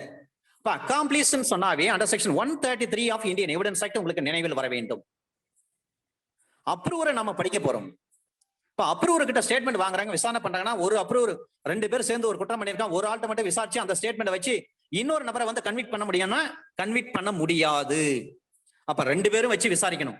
இவர் அப்ரூவர் ஆனாலும் சரி, இவர் ஸ்டேட்மெண்ட் கொடுக்குறாருன்னா அந்த கோ அக்யூஸ் யாரு, அக்காம்ப்ளிஸ் யாரு, அவரும் இருக்கணும். அவர் முன்னில தான் இவர் ஸ்டேட்மெண்ட் கொடுக்கணும். அப்ப 2 பேரும் வச்சு விசாரிச்சு அதன் பிறகு விசாரித்த பிறகுதான் ப்ராசிக்யூஷன் தரப்புல beyond the reasonable doubt prosecution வந்து ஹேஸ் டு பி ப்ரூவ்டு. அப்பொழுதுதான் வந்து கோர்ட் வந்து கன்விக்ட் பண்ண முடியும். Under section 133 Indian evidence act 1872 நீங்க படிக்கின்ற பொழுது அங்க அக்காம்ப்ளிஸ் கொடுக்கக்கூடிய ஸ்டேட்மெண்ட் எப்படி ட்ரீட் பண்ணணும்னு சொல்லப்பட்டிருக்கும். உடன் குற்றவாளி அல்லது கூட்டு குற்றவாளி அவர் ஒரு ஸ்டேட்மெண்ட் கொடுக்குறாருன்னு சொன்னா அவர் கூட சேர்ந்து யார் குற்றம் பண்ணா அவங்க 2 பேரும் சேர்த்து வச்சுதான் விசாரிக்கணும், ட்ரையல் நடத்துங்க. அதன் பிறகுதான் கன்விக்ஷன் கொடுக்க முடியும், எல்லாம் கொடுக்கவே முடியாது. ஒரு நபர் கொடுக்கிற ஸ்டேட்மெண்ட் வந்து இன்னொரு நபருக்கு எதிராக பயன்படுத்த முடியாது. எப்பொழுது பயன்படுத்தலாம்? 2 பேரும் சேர்ந்து, அக்காம்ப்ளிஸ் இருக்கிறாரு, அப்ரூவர் இருக்காரு, அவர் கூட சேர்ந்து யார் குற்றம் பண்ணா 2 பேரும் சேர்ந்து ஒரே விசாரணை நடத்துங்க. அதன் பிறகு ப்ரூவ் ஆயிடுச்சுன்னா அப்ப நம்ம வந்து என்ன பண்ணலாம், கன்விக்ஷன் பண்ணலாம். ரைட். இந்த வழக்குல என்ன சொல்றாங்கன்னா ஒரு கூட்டு குற்றவாளியினுடைய பெயரை வந்து குறிப்பிடாம விட்டுட்டாங்க. எஃப்ஐஆர்ல இல்லை, ஆனா ஸ்டேட்மெண்ட்ல வருது, சீப்ல சொல்றாங்க. அதனால அந்த வழக்கு வந்து நீர்த்து போகாது, வழக்கு தள்ளுபடி செய்யப்படாது, வழக்கு ஃபேட்டல் ஆகாது, அந்த வழக்கு செல்லும். கூட்டு குற்றவாளியினுடைய பெயர் குறிப்பிடவில்லை என்பதற்காக இந்த வழக்கு வந்து செல்லாதுன்னு சொல்லவே முடியாது. இதை சொன்ன கேஸ் பாருங்க, 2007 criminal law journal page number 758. 2007 criminal law journal page number 758. ஏற்கனவே தகவல் சொல்லிட்டாங்க, போலீஸுக்கு தகவல் சொல்றாங்க, ஓவர் போன்லயே சொல்லிட்டாங்க அல்லது நேர்ல வந்து தகவல் சொல்றாங்க. அதை பேஸ் பண்ணி போலீஸ் வந்து எஃப்ஐஆர் போட்டாங்க. எஃப்ஐஆர் போட்ட பிறகு இதே போலீஸ் ஸ்டேஷன் போயிட்டு நம்ம எழுத்துப்பூர்வமா ஒரு ரிப்போர்ட் கொடுக்குறோம். அந்த ரிப்போர்ட்டை எப்படி ட்ரீட் பண்றது? ஏற்கனவே பெறப்பட்ட தகவலின் அடிப்படையில் முதல் தகவல் அறிக்கை பதிவு செய்யப்பட்டு விட்டது. சப்சிக்வெண்டா இவர் என்ன பண்றாரு, இந்த இன்ஃபார்மேண்ட் போயிட்டு ரிப்போர்ட் வந்து கைப்பட எழுதி கொடுக்குறாரு. அப்ப அதை எப்படி ட்ரீட் பண்ணலாம்னு சொன்னா அதை அண்டர் செக்ஷன் 161 சப்செக்ஷன் 3 படி ஒரு வாக்கு மூலமாகத்தான் அதை ட்ரீட் பண்ண வேண்டும். முன்னதாக கொடுக்கப்பட்ட தகவலின் பேரில் வழக்கு தொடரப்பட்டிருக்கும் பொழுது அதே சம்பவம் தொடர்பாக எழுத்து மூலமாக கொடுக்கப்பட்ட வாக்கு மூலமாகத்தான் அதை எடுத்துக்கணும். 2007 criminal law journal page number 472. 2007 criminal law journal page number 472. சரிங்க, ஒரு சம்பவத்துக்கு 2 எஃப்ஐஆர் போட முடியுமா? 2 எஃப்ஐஆர் போட முடியாது. ஆனா கேஸின் கவுண்டர்னா போலீஸ் ஸ்டாண்டிங் ஆர்டர் 588 கேபிட்டல் ஏவுல சொல்லியிருக்காங்க கேஸ் அண்ட் கவுண்டர் கேஸ் பற்றி. அப்ப போடலாம். ஆனா கேஸின் கவுண்டர் இல்லாத நேரத்தில் ஒரு சம்பவம் குறித்து 2 எஃப்ஐஆர் போட முடியாது. 2007 criminal law journal Patna page number 408 division bench விசாரிச்ச ஒரு வழக்கு இது. 2007 criminal law journal Patna page number 408 within பிராக்கெட்ல டிபின்னு போட்டுங்க. ஒரு சம்பவத்துக்கு 2 எஃப்ஐஆர் போட முடியாது. சரிங்க, ஒரு எஃப்ஐஆர் வந்து நம்ம கரோபரேஷனுக்கு பயன்படுத்திக்கலாம். அதாவது உறுதிப்படுத்துவதற்கு பயன்படுத்தலாம், சான்றுறுத்தம் செய்வதற்கு. சாட்சி சொல்றாங்க, எஃப்ஐஆர்ல இருக்கு சார், 161 ஸ்டேட்மெண்ட்ல இருக்கு சார், எல்லாம் ஒத்து போகுதுங்க, இதான் கரோபரேட். அப்ப கரோபரேஷன் சான்றுறுத்தம் அதற்கு பயன்படுத்தலாம். அல்லது கான்ட்ரடிக்ஷன் முரண்படுத்துவதற்கு பயன்படுத்தலாம்.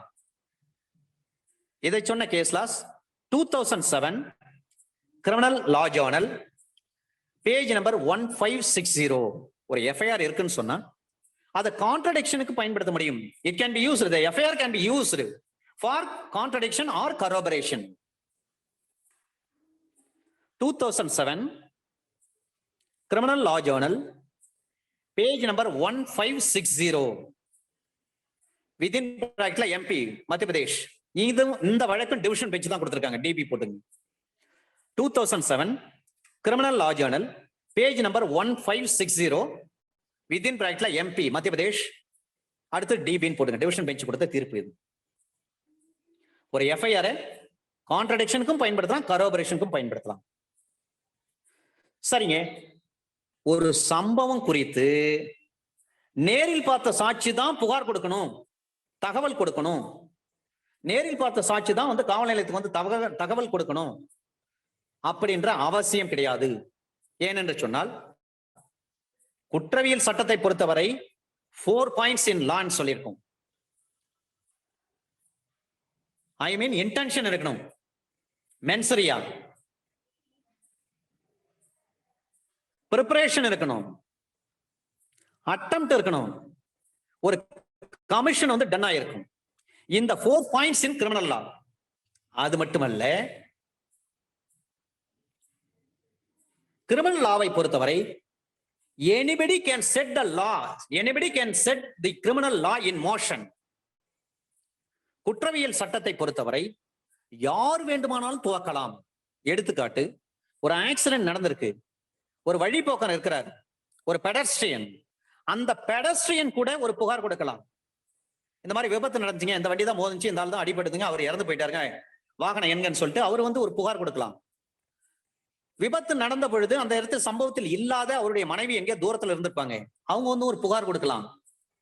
ஆக குற்றவியல் சட்டத்தை யார் வேண்டுமானாலும் துவக்கி வைக்கலாம். நேரில் பார்த்த சாட்சி தான் வந்து தகவல் சொன்னாதான் எஃப்ஐஆர் போடணும்னு அவசியம் கிடையாது. anybody can set the criminal law in motion.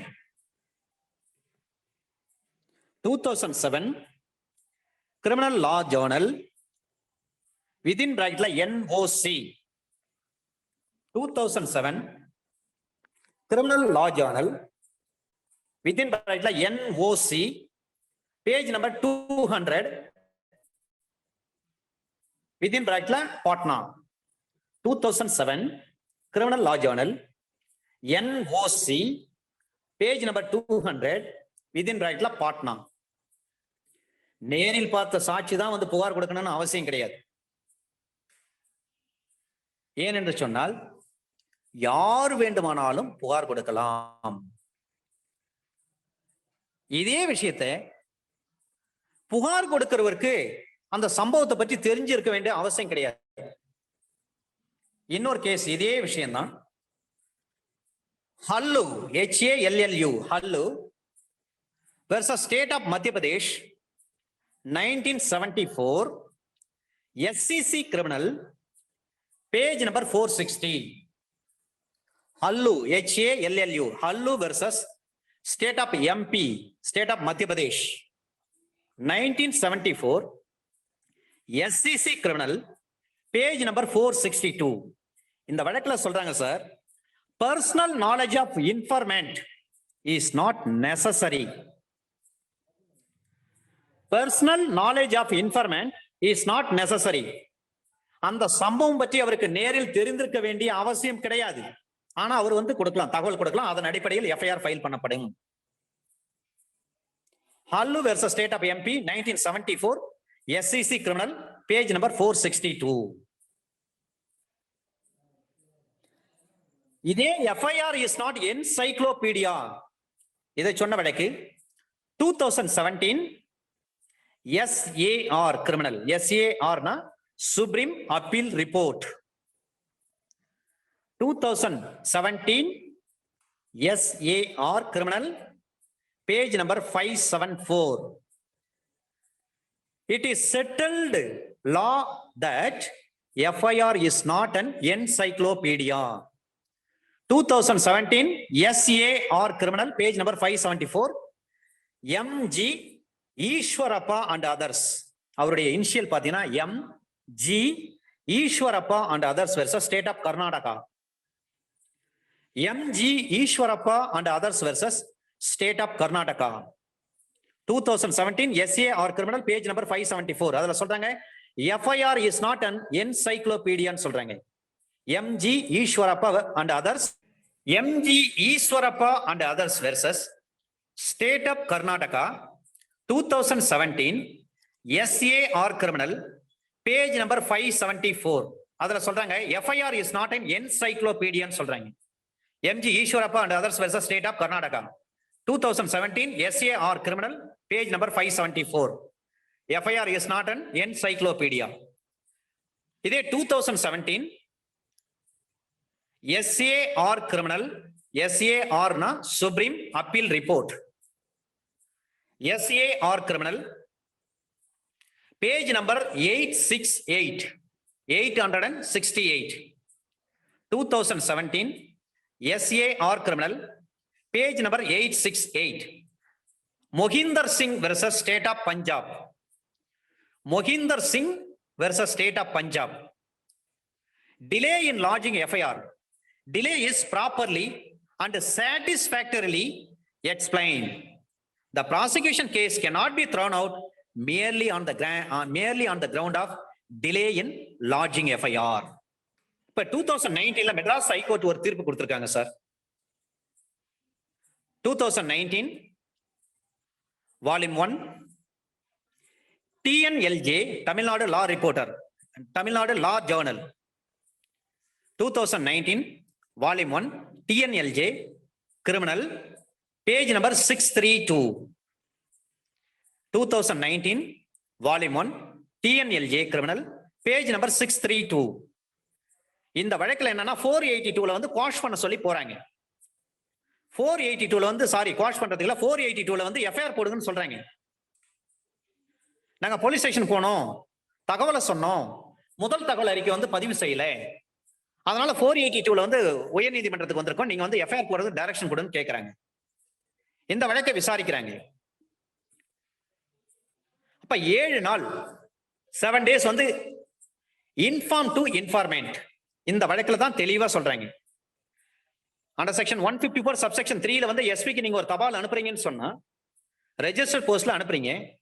இந்த மாதிரி இந்த காவல் நிலையத்துக்கு போனோம், புகார் கொடுத்தோம், புகார் வந்து அவங்க இந்த தகவலை வந்து வாங்க மறுத்துட்டாங்க அல்லது வாங்கி கொண்டு எஃப்ஐஆர் போடல, அதனால நாங்க வந்து ரெஜிஸ்டர் போஸ்ட்ல வந்து உங்களுக்கு அனுப்பியிருக்கோம் அப்படின்னு சொன்னா அதை பெற்றுக்கொண்ட எஸ்பி என்ன பண்ணும், 7 தினங்களுக்குள்ளாக முடிவெடுக்க வேண்டும். அவர் நேரடியாக எஃப்ஐஆர் போடலாம் அல்லது அவருடைய சபார்டினேட்டுக்கு உத்தரவு போட்டு அவருடைய சபார்டினேட் ஆபீசர், அவருடைய கீழ்நிலை அதிகாரி எஃப்ஐஆர் ஃபைல் பண்ணலாம். ஆனா 15 நாட்களுக்குள்ள இந்த விஷயத்தை முடிக்கணும். அண்டர் செக்ஷன் 154 சப்செக்ஷன் 3 ஆஃப் சிஆர்பிசில இதை தெளிவா சொல்லியிருக்காங்க. ஆனா நீங்க நேரடியா 482க்கு வராதீங்க சார். நீங்க அப்ப நீங்க என்ன செய்யணும்னா எஃப்ஐஆர் போடல 154 சப்செக்ஷன் 3ல வந்து எஸ்பிக்கு தகவல் சொன்னீங்களா, அதுக்கான ஆதாரம் இருக்கிறதா, காப்பீஸ் எல்லாம் இருக்கா, ரெசிப்ட் இருக்கா? அப்ப அண்டர் செக்ஷன் 156 சப்செக்ஷன் 3ல வந்து நீங்க ஜுடிஷியல் மேஜிஸ்ட்ரேட் கோர்ட்டுக்கு போங்க. அங்க ஜுடிஷியல் மேஜிஸ்ட்ரேட் கோர்ட் என்ன பண்ணாங்க, லலிதா குமாரி கேஸ்ல சொல்லப்பட்டிருக்கின்ற விஷயங்கள் அடிப்படையில் பிரிலிமினரி என்கொயரி நடத்தணுமா வேண்டாமான்னு ஜேஎம் வந்து முடிவு பண்ணுவார். அதே மாதிரி சுபேசன் டிரான்ஸ்போர்ட் கேஸ்ல சொல்லப்பட்டிருக்கின்ற அந்த கைட்லைன்ஸை ஃபாலோ பண்ணணும். நேரடியாக நீங்க 482ல வந்து எஃப்ஐஆர் போடுங்கன்னு சொல்லி நேரடியாக ஹைகோர்ட்டுக்கு நீங்க வராதீங்க. அப்ப கைட்லைன்ஸ் எல்லாம் இருக்கு. லலிதா குமாரி வழக்குல சொல்லப்பட்ட கைட்லைன்ஸ் இருக்கு, சுபேசன் டிரான்ஸ்போர்ட் கேஸ்ல சொல்லப்பட்டிருக்கின்ற கைட்லைன்ஸ் இருக்கு. ஒரு எஸ்பி பெற்றுக்கொண்ட அந்த மனுவை பெற்றுக்கொண்ட 7 தினங்களுக்குள்ளாக நடவடிக்கை அவருடைய எடுக்கணும். அதிகபட்சம் 15 days. இதை சொன்ன வழக்கு தான் C Kumaravel versus DGP Puducherry DSP and inspector police Ariyankuppam. 2019 volume 1 TNLJ criminal, page number 632ல சொல்றாங்க. நேரடியா நீங்க வந்து எஃப்ஐஆர் ஃபைல் பண்ண சொல்லி டைரக்ஷன் கேட்க நீங்க 482க்கு நேரடியா வராதீங்க. இந்த அடிப்படை வேலையெல்லாம் செய்யணும் நீங்க. அதை பாருங்க. அதுக்காக நீங்க வந்து அனாவசியம் 482லே வந்து நீங்க எக்ஸசைஸ் பண்ணுங்கன்னு சொல்லி கேட்காதீங்க. C Kumaravel versus DGP Puducherry. இதுல 3 பேர் பார்ட்டியை சேர்க்கிறாங்க. DGP Puducherry, DSP and inspector police Ariyankuppam. 2019 volume 1 TNLJ criminal, page number 632. Randhir Singh வழக்குல சொல்றாங்க சார், ஒரு போன் மூலமா ஒரு தகவல் சொல்றோம். போன் மூலமா ஒரு தகவல் சொன்னா 154 போட முடியுமா?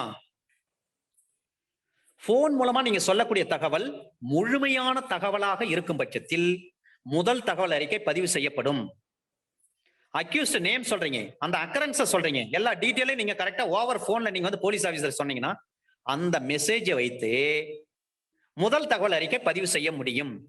Randhir Singh versus state, Randhir Singh versus state 1989 criminal law journal page number 1397. Randhir Singh versus state 1989 criminal law journal page number 1397 within பிராக்கெட்ல டெல்லி. இப்ப ஓவர் போன் மூலமாக தகவல் சொல்கின்ற பொழுது முழுமையான தகவல்களை சொல்லும் பட்சத்தில் அதன் அடிப்படையில் முதல் தகவல் அறிக்கை பதிவு செய்யப்படும். Randhir Singh versus state 1989 criminal law journal page number 1397 within பிராக்கெட்ல டெல்லி. ரைட். அடுத்தது நேர்ல பார்த்த சாட்சி தான் வந்து புகார் கொடுக்கணும் அவசியம் கிடையாது. இது ஏற்கனவே பார்த்துட்டோம்.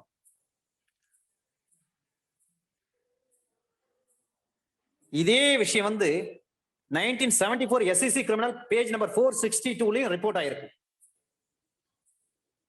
அது மட்டுமல்ல, ஐ விட்னஸ் இருக்காங்க. அந்த ஐ விட்னஸ் வந்து எல்லா பேரும் சொல்லுங்களா முதல் தகவல் அறிக்கையில? அப்ப அவருடைய புகாரில் எல்லாருடைய பெயரும் சொல்ல வேண்டிய அவசியம் இருக்கிறதா? எல்லாருடைய பெயரையும் அக்யூஸ்னுடைய அத்தனை பேர் பேரும் சொல்லணும், சாட்சிகளுடைய அத்தனை பேர் பேரும் சொல்ல வேண்டிய அவசியம் கிடையாது. அப்ப அந்த புகாரில் குறிப்பிட வேண்டிய அவசியம் இல்லை. State of UP, state of Uttar Pradesh versus Lalla Singh, LALLA, Lalla Singh 1978 SEC criminal page number 70. State of Uttar Pradesh, state of UP versus Lalla Singh 1978 SEC criminal page number 70. சரிங்க. நான் காக்னிசபிள் அஃபென்ஸ் இருக்கு sir under section 2L. Under section 2C னா காக்னிசபிள் அஃபென்ஸ், கைது செய்வதற்குரிய ஒரு குற்றத்தை செய்திருக்கிறார்னு அர்த்தம். Cognisable அப்ப விசாரணை செய்யணும்னு அர்த்தம். Under section 2L of CRPC சொல்றாங்க நான் காக்னிசபிள் பற்றி சொல்றாங்க. அப்ப நீதிமன்றத்தினுடைய அனுமதி இல்லாம ஒரு புலன் விசாரணை செய்வதற்கு காவல்துறையினருக்கு எந்த ஒரு அதிகாரமும் கிடையாது. நான் காக்னிசபிள் அஃபென்ஸா இருக்கும் பட்சத்தில் கோர்ட்ல இருந்து உத்தரவு பெறப்பட்ட பிறகுதான் அவர் வந்து இன்வெஸ்டிகேஷன் பண்ணணும். இது பழைய வழக்கு. இது பிரிவி கவுன்சில் கொடுத்த வழக்கு. இது 1945 Madras weekly notes criminal page number 49 within பிராக்கெட்ல PC. 1945 Madras weekly notes criminal page number 49 PC னா பிரிவி கவுன்சில். நம்ம சுதந்திரம் வாங்குவதற்கு முன்பாக சுப்ரீம் கோர்ட் லண்டன்ல தான் நமக்கு இருந்தது. பிரிவி கவுன்சில் தான் நம்மளுக்கு சுப்ரீம் கோர்ட்.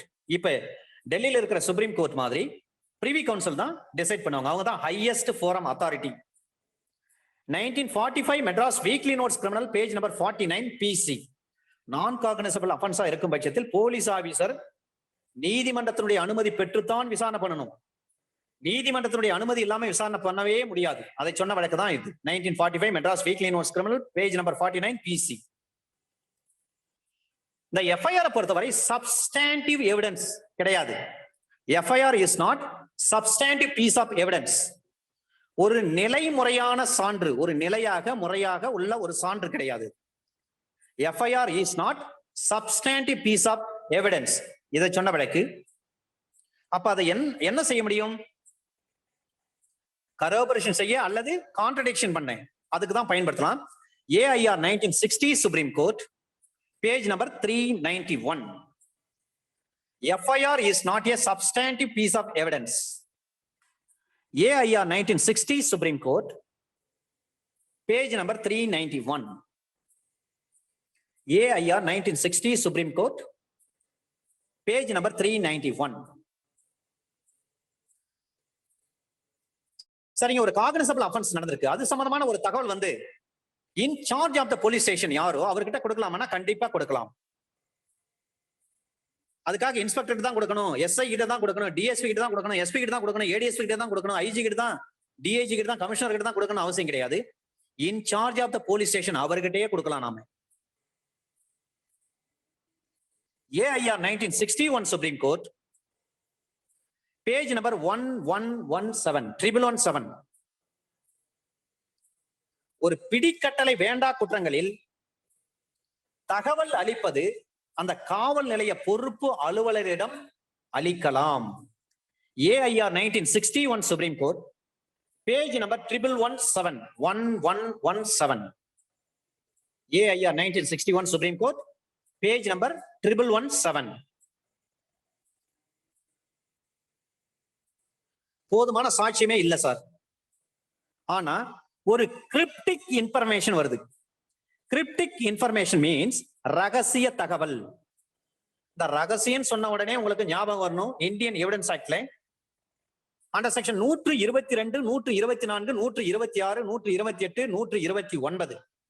129 கேள்வி கேட்பாங்க. ஒரு வழக்கறிஞருக்கும் அந்த வழக்கறிஞருடைய எழுத்தர் குமாஸ்தா கிளர்க் இருக்காரு பாருங்க, குமாஸ்தான் சொல்லுவோம் ஆங்கிலத்துல கிளர்க், அவருக்கும் இடையில் நடந்த உரையாடல் அது ரகசிய தன்மை வாய்ந்ததான், பிரிவிலேஜ்டு கம்யூனிகேஷன். இந்த இடத்துல கிரிப்டிக் இன்ஃபர்மேஷன் ஒரு முதல் தகவல் அறிக்கையாக எடுத்துக்கொள்ள முடியுமா? ஒரு முதல் தகவல் அறிக்கை போதுமான சாட்சியமாக இல்லாத போது கைது செய்தல் குற்றம் செய்தது தொடர்பாக அத்தகைய தகவலின் தன்மையை பார்க்காமல் ரகசிய தகவலை முதல் தகவல் அறிக்கையாக ஏற்க முடியவே முடியாது. அப்ப கிரிப்டிக் இன்ஃபர்மேஷன் வந்துச்சுன்னு சொன்னா அதை வச்சு நீங்க எஃப்ஐஆர் போடக்கூடாது. PC Mhatre versus state of Maharashtra 2010 volume 1 MLJ criminal page number 431. இந்த கிரிப்டிக் இன்ஃபர்மேஷன் இருக்குன்னு சொன்னா அதை பேஸ் பண்ணி எஃப்ஐஆர் போடாதீங்க.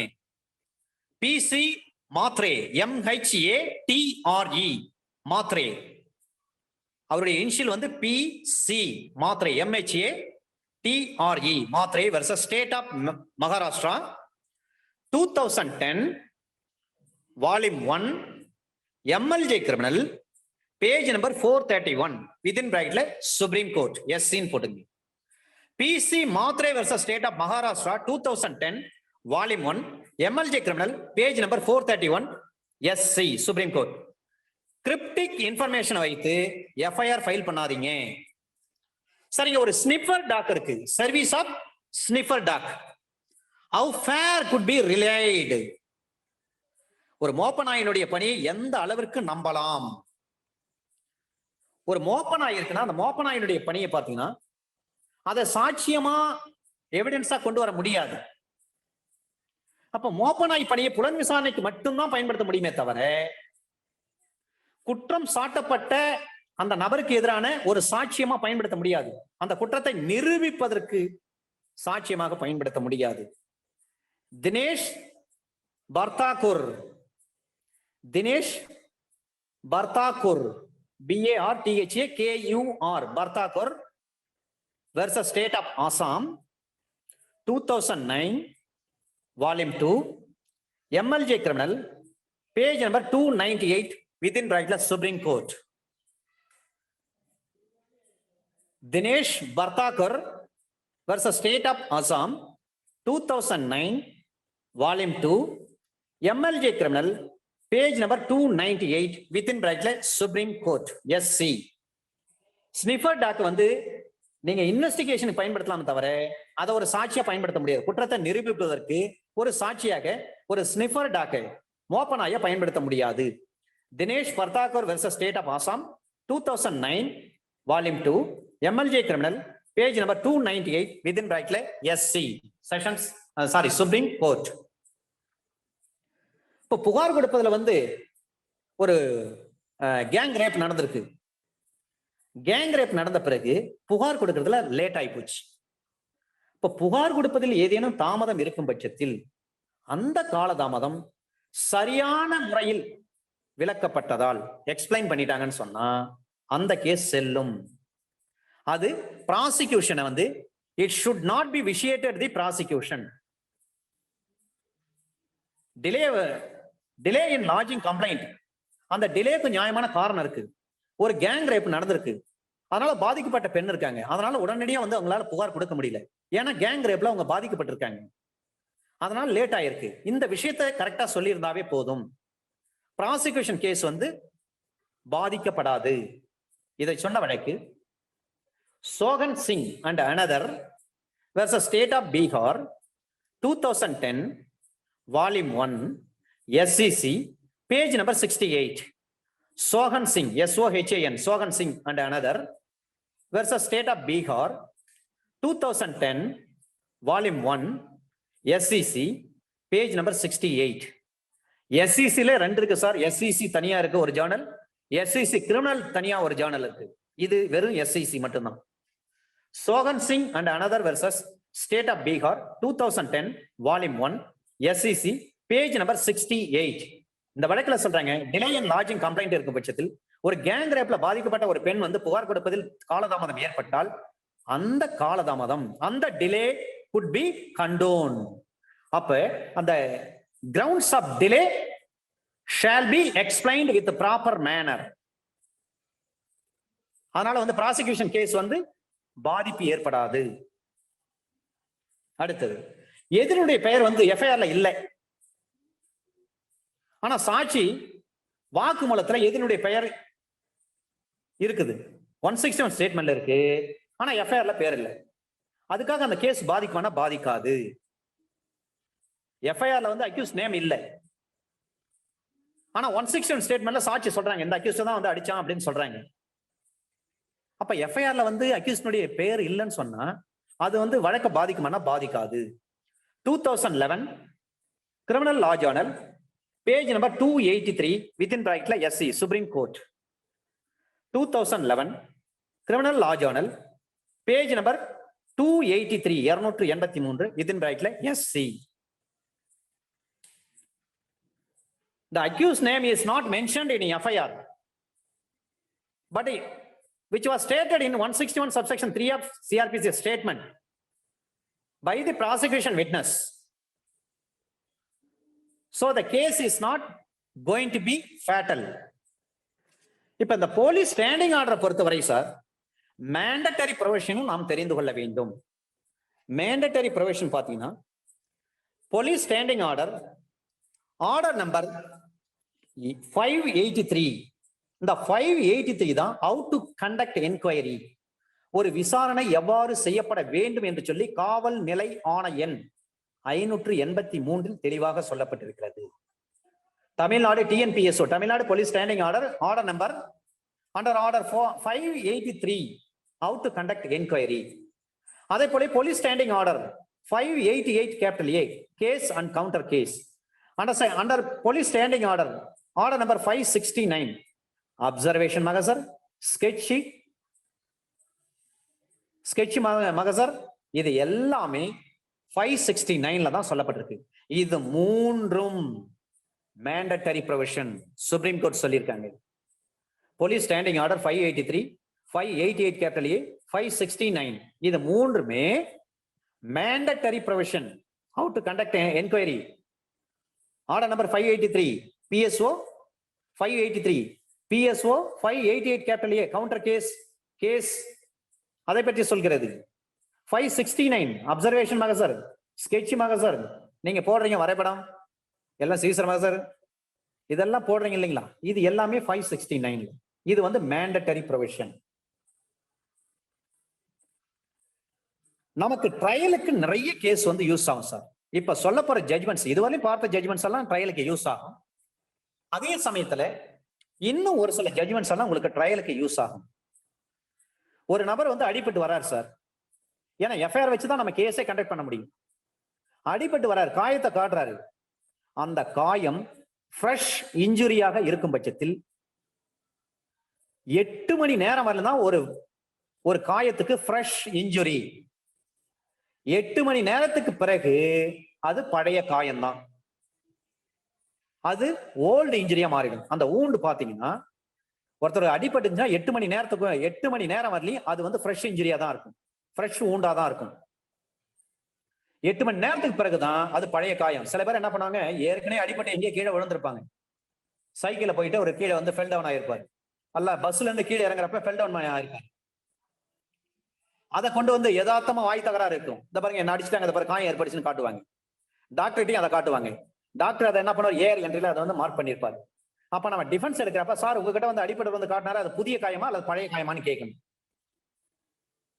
புதிய காயம் தான் சொல்றாரு. புதிய காயம்னா எத்தனை மணி நேரம் செல்லும் அது லைவா இருக்கும் அப்படின்னு பார்க்கலாம். 8 மணி நேரம் தான் இருக்கும். 8 மணி நேரத்துக்கு பிறகு அது பழைய காயம். அப்பனா பழைய காயம்னா வேற எங்கேயும் அடிபட்டு வந்திருக்காருன்னு அர்த்தம். வேணும்னே ஒரு பொய்யான புகார் கொடுத்து அதன் அடிப்படையில் இந்த அக்யூஸ் மேல கேஸ் போடணுன்றதுக்காக தான் கொடுக்கப்பட்ட ஒரு பொய் புகார் நிரூபிப்பதற்கு மிக முக்கியமான ஒரு விஷயம். அந்த ஊண்டை நம்ம வந்து கரெக்டா பார்க்கணும். கேஸ் கிரிமினல் கேஸ் நடத்துறப்ப Gunasekaran versus state 2010 volume 2 SEC criminal page number 465. Gunasekaran versus state 2010 volume 2 SEC criminal page number 465. இந்த குணசேகரன் வழக்கில் தான் சுப்ரீம் கோர்ட் சொல்றாங்க ஒரு காயத்தினுடைய தன்மை வந்து பழைய காயமா புதிய காயமா என்பதை பார்க்கணும். வேற எங்கே அடிபட்டு கொண்டு வந்து நம்மால பிடிக்காம இருப்பாரு, அவர் மேல ஏதாவது வெஞ்சன்ஸ் இருக்கும். அப்ப பொய் புகார் கொடுத்து அவரை இந்த கேஸ்ல சிக்க வைக்கிறதுக்கு ட்ரை பண்ணுவாங்க. சில பேர் அப்படி பண்ணுவாங்க. அந்த நேரத்தில் நம்ம அந்த ஊண்டு அது லேசரேட்டடா இருக்கலாம், ஸ்டேபா இருக்கலாம், இல்ல பஞ்சா இருக்கலாம், எது வேணாலும் இருக்கலாம். அந்த காயத்தை நம்ம கண்டிப்பா டிஃபென்ஸ்ல கேட்டே ஆகணும். அது ஃப்ரெஷ் ஊண்டா அல்லது ஓல்டு ஊண்டா அப்படிங்க. ஃப்ரெஷ் ஊண்டா இருக்கும் பட்சத்தில் if it is come under fresh wound, அப்ப it should be living 8 hours only தான். அது 8 மணி நேரம் மட்டும்தான் அது காயமாக இருக்கும். Gunasekaran versus state 2010 volume 2 SEC criminal page number 465. இப்போ sending of FIR, sending of 161 statement இருக்கு sir. 161 subsection 3 of CRPC statement இருக்கு. அந்த 161 சப்செக்ஷன் 3 ஆஃப் CRPC ஸ்டேட்மெண்ட்டை பொறுத்தவரை சென்டிங் டு கோர்ட் அவ்வாறு இருக்கும் பட்சத்தில் அதுல வந்து லேட் ஏதாவது இருக்கு. அப்ப லேட் இருக்குன்னா அதை நாம என்ன செய்யலாம்? Sending of 161 subsection 3 of CRPC statement அதை கோர்ட்டுக்கு அனுப்புறாங்க. அதுல ஏதாவது லேட் இருக்கா, டிலே இருக்கா? அதுல டிலே இருந்தா அது செல்லாது. In re Dawood Khan 2015 volume 4 MLJ criminal page number 502 within பிராக்கெட்ல SC supreme court. In re Dawood Khan 2015 volume 4 MLJ criminal page number 502 supreme court. 161 subsection 3 of statement இருக்கு பாருங்க. வாக்குமூலம், சாட்சிகளுடைய வாக்குமூலத்தை நீதிமன்றத்துக்கு அனுப்புவதில் ஏதேனும் காலதாமதம் இருந்தால் அந்த வழக்கே செல்லாது. In re Dawood Khan 2015 volume 4 MLJ criminal page number 502 supreme court. இதே மாதிரி இன்னொரு கேஸ் இருக்கு. 2009 volume 1 MLJ criminal page number 811 2009 volume 1 MLJ criminal page number 811.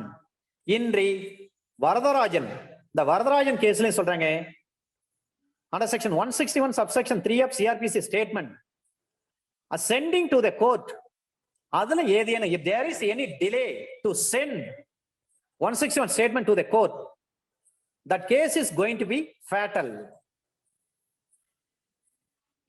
எவ்வளவு சீக்கிரம் ரெக்கார்ட் பண்றீங்களோ அவ்வளவு சீக்கிரம் உடனே அதை கோர்ட்டுக்கு அனுப்பணும்.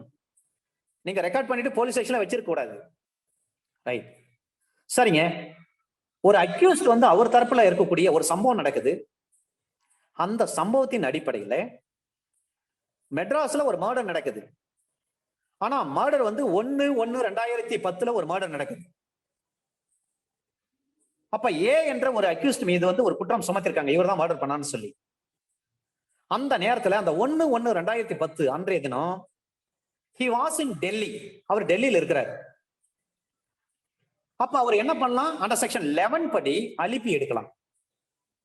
இந்தியன் எவிடன்ஸ் ஆக்ட் 1872 சொல்றாங்க அண்டர் செக்ஷன் 11ல வந்து அலிபினா தமிழ்ல வேற்றிடவாதம். வேற்றிடவாதம்னா வேற ஒரு இடத்தில் இருந்தேன் என்று சொல்லி ஒரு வாதம் புரிவது. சார் இந்த சம்பவம் நடக்கின்ற பொழுது நான் அங்க இல்ல சார், நான் வேற ஒரு இடத்துல இருந்தேன் சார் அப்படின்னு சொல்லி வாதம் புரியுற பாரு, அதுதான் தமிழ்ல வேற்றிடவாதம். வேறு இடத்தில் இருந்தேன் என்று சொல்லி வாதம் புரிவது. அந்த section 11 of Indian evidence act 1872 alibi. Alibi எடுக்கிறப்ப ப்ராசிக்யூஷன் என்ன சொல்லுவாங்க? அவர் வேற இடத்துல இருந்தாருன்னா என்ன ஆதாரம் இருக்கு, என்ன சாட்சி இருக்கு, என்ன சான்றாவணம் இருக்குன்னு கேட்பாங்க. அப்ப அந்த அக்யூஸ்ட் என்ன பண்ணலாம்? 315 சிஆர்பிசி படி அவரையே வந்து ஒரு காம்பிடென்ட் விட்னஸா வந்து விசாரிச்சுக்கலாம். ஒன்னு. ரெண்டாவது, அண்டர் செக்ஷன் 294 சிஆர்பிசி படி அவர் டெல்லியில சம்பவம் நடந்த பொழுது டெல்லியில இருந்தார் என்பதற்கான ஆவணங்கள், ஹோட்டல்ல ரூம் போட்டு இருந்தாரு, ரூம்ல தங்கி இருந்தாருன்னு சொன்னா அந்த பில்லு கொண்டு வரலாம், ரெசிப்ட் கொண்டு வரலாம். ட்ரெயின்ல போயிருக்காரா, டிக்கெட் கொண்டு வரலாம்.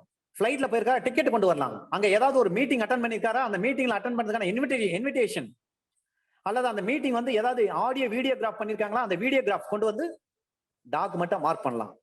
அப்ப எந்த ப்ரொவிஷன்ல பண்ண முடியும்? அண்டர் செக்ஷன் 294 சிஆர்பிசி படி டிஃபென்ஸ் சைடு, அந்த டிஃபென்ஸ் சைடு விட்னஸா டாக்குமெண்டா கேன் பி மார்க்டு. அப்ப டிஃபென்ஸ் டாக்குமெண்டாக குறியீடு செய்ய முடியுமா? செய்ய முடியும். In re Murugan 2013 volume 3 MLJ criminal page number 57. In re Murugan, in the case of Murugan 2013 volume 3 MLJ criminal page number 57. இப்ப டிஃபென்ஸ் எடுக்கலாம் நாம. சார் சம்பவம் நடக்கிறப்ப நான் இங்கல சார், நான் டெல்லியில இருந்தேன் சார், இதை பாருங்க, நான் ஹோட்டல் தங்கி இருந்ததுக்கான பில்லு பாருங்க, நான் மீட்டிங் அட்டன் பண்ணேன், இதை பாருங்க, வீடியோகிராஃப்ல நான் வரேன் பாருங்க, அந்த வீடியோகிராஃப்ல டேட்டு டைம் எல்லாம் ஓடுது பாருங்க, தேதி மாசம் வருஷம் இருக்கு, டைம் எல்லாம் ஓடுது பாருங்க அப்படின்னு அதை கொண்டு வந்து நம்ம கோர்ட்ல மார்க் பண்ண முடியும். அண்டர் செக்ஷன் 294 சிஆர்பிசி படி டிஃபென்ஸ் சைடு எவிடன்ஸா மார்க் பண்ணலாம். அப்ப செக்ஷன் 11 நம்ம கையில் எடுக்கிறோம், இந்தியன் எவிடன்ஸ் ஆக்ட் அலிபி. அது மட்டுமல்ல 315 நம்ம கையில் எடுக்கிறோம்.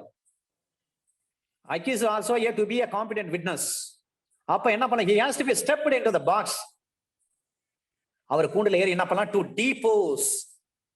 he has to be stepped into the box to depose the matter. என்ன இருக்கோ அவர் டீபோஸ் பண்ணலாம், நான் அங்கதான் இருந்தேன்னு சொல்லிட்டு. அப்ப அவர் டெஸ்டிமனி கொடுக்குறாருன்னா அந்த டெஸ்டிமனி வந்து வேலிட். இன்றி Murugan 2013 volume 3 MLJ criminal page number 57. 2013 volume 3 MLJ criminal page number 57. In re Murugan, சரிங்க, private defence need not be specifically taken by seeing the material object. அந்த MO வச்சு மெட்டீரியல் ஆப்ஜெக்ட் வச்சு நம்ம பிரைவேட் டிஃபென்ஸ் வந்து need not be a தேவையில்லை specifically. Manojkumar வழக்குல சொல்றாங்க, Manojkumar versus state 2014 volume 2 crimes, Manojkumar versus state 2014 volume 2 crimes page number 189. ஒரு confession இருக்கு, சீசர் இருக்கு, சீசர் மகசர் இருக்கு. அதுல வந்து நம்ம டிஃபென்ஸ் லாயர் கரெக்டா பார்க்கணும், எஃப்ஐஆர் பார்க்கணும், அது எழுத்துப்பூர்வமா கொடுத்திருக்கா, ஓரலா கொடுத்திருக்கா, அதுல காலம் நம்பர் 4ல வந்து டிலே ஏதாவது குறிப்பிட்டிருக்காங்களா, டிலே இருந்துச்சுன்னா அதுக்கான நியாயமான காரணம் இருக்கா, காலம் நம்பர் 15 காலம் நம்பர் 14 பார்க்கணும், ஃபுல் டீடைல படிக்கணும். ஒரு எஃப்ஐஆர் 1க்கு 10 முறை நம்ம படிக்கணும். ஒவ்வொரு முறையும் படிக்கின்ற பொழுது நம்மளுக்கு புதிய புதிய விஷயங்கள் கண்டுபிடி நம்மளுக்கு கிடைக்கும். காலம் நம்பர் 1ல இருந்து 15 வரை ஒரு எஃப்ஐஆர்ல 15 காலம் இருக்கு, அது எல்லாம் தெளிவா இன்ச் பை இன்ச் பார்க்கணும். காலம் நம்பர் 14க்கு மிக முக்கியத்துவம் தரணும், 4க்கு முக்கியத்துவம் தரணும். இந்த வழக்குல சொல்றாங்க, ஒரு எஃப்ஐஆர் ஃபைல் பண்றாங்கன்னு சொன்னா அதுக்கு முன்னாடி கையால எழுதுவாங்க இல்லைங்களா, அதுல அடித்தல் திருத்தல் ஏதாவது இருக்கான்னு பார்க்கணும். அடித்தல் திருத்தல் இருந்தாவே அந்த எஃப்ஐஆர் செல்லாது, அந்த கேஸே செல்லாது, அந்த கேஸ் வந்து விடுதலை தான். The case is going to be fatal or unbelievable. அப்ப அந்த கேஸ் வந்து என்ன ஆகும்? Automatically it will be acquitted. அது acquittal தான். 2008 volume 3 MLJ criminal page number 20. இன்றி Selvakumar 2008 volume 3 MLJ criminal page number 20. இன்றி செல்வகுமார் வழக்குல சொல்றாங்க, எஃப்ஐஆர்ல கன்ஃபெஷன் ஸ்டேட்மெண்ட்ல அல்லது சீசர் மகசர் பார்வை மகசர் எதுவாக இருந்தாலும் சரி, அதுல அடித்தல் திருத்தல் இருந்துச்சுன்னா அது ஏற்றுக்கொள்ளப்பட முடியாது. அந்த கன்ஃபெஷன் ஸ்டேட்மெண்ட்டே நம்ப முடியாது, அன்பிலீவபிள். அந்த சீசர் மகசு அன்பிலீவபிளா மாறிடும். ஏன்னா அதுல அடிச்சு திருத்தி எழுதிருப்பாங்க, ஒயிட்னர் வச்சிருப்பாங்க. அதை கரெக்டா நம்ம பார்க்கணும், கேஸ் நடத்துறதுக்கு முன்னாடி தெளிவா பார்த்துடணும். என்னைக்குமே நம்ம கையில கொடுக்குற காப்பீஸை பார்க்க கூடாது. அக்யூஸ்டுக்கு ஒரு காப்பீஸ் கொடுப்பாங்க பாருங்க, அதை பார்க்கவே கூடாது. ஒரிஜினல் கோர்ட்ல இருக்கும் பாருங்க, கோர்ட்ல கேஸ் பண்டலை வாங்கி தெளிவா பாருங்க. அத ஒரிஜினல்ல தான் நம்ம நிறைய விஷயம் கண்டுபிடிக்க முடியும். 2008 volume 3 MLJ criminal page number 20 இன்றி செல்வகுமார் வழக்கில் தான் இதை சொல்றாங்க. சரிங்க, இர்ரெகுலாரிட்டி இருக்கு. இர்ரெகுலாரிட்டிஸ் இன் இன்வெஸ்டிகேஷன் இருந்துச்சுன்னா விடுதலைன்னு சொல்லியிருக்காங்க. இது இப்ப சோனாலி வழக்குல 2001 சொன்னாங்க. அப்ப டிஃபெக்டிவ் இன்வெஸ்டிகேஷன் இருந்தாலும் it is not a ground for acquittal.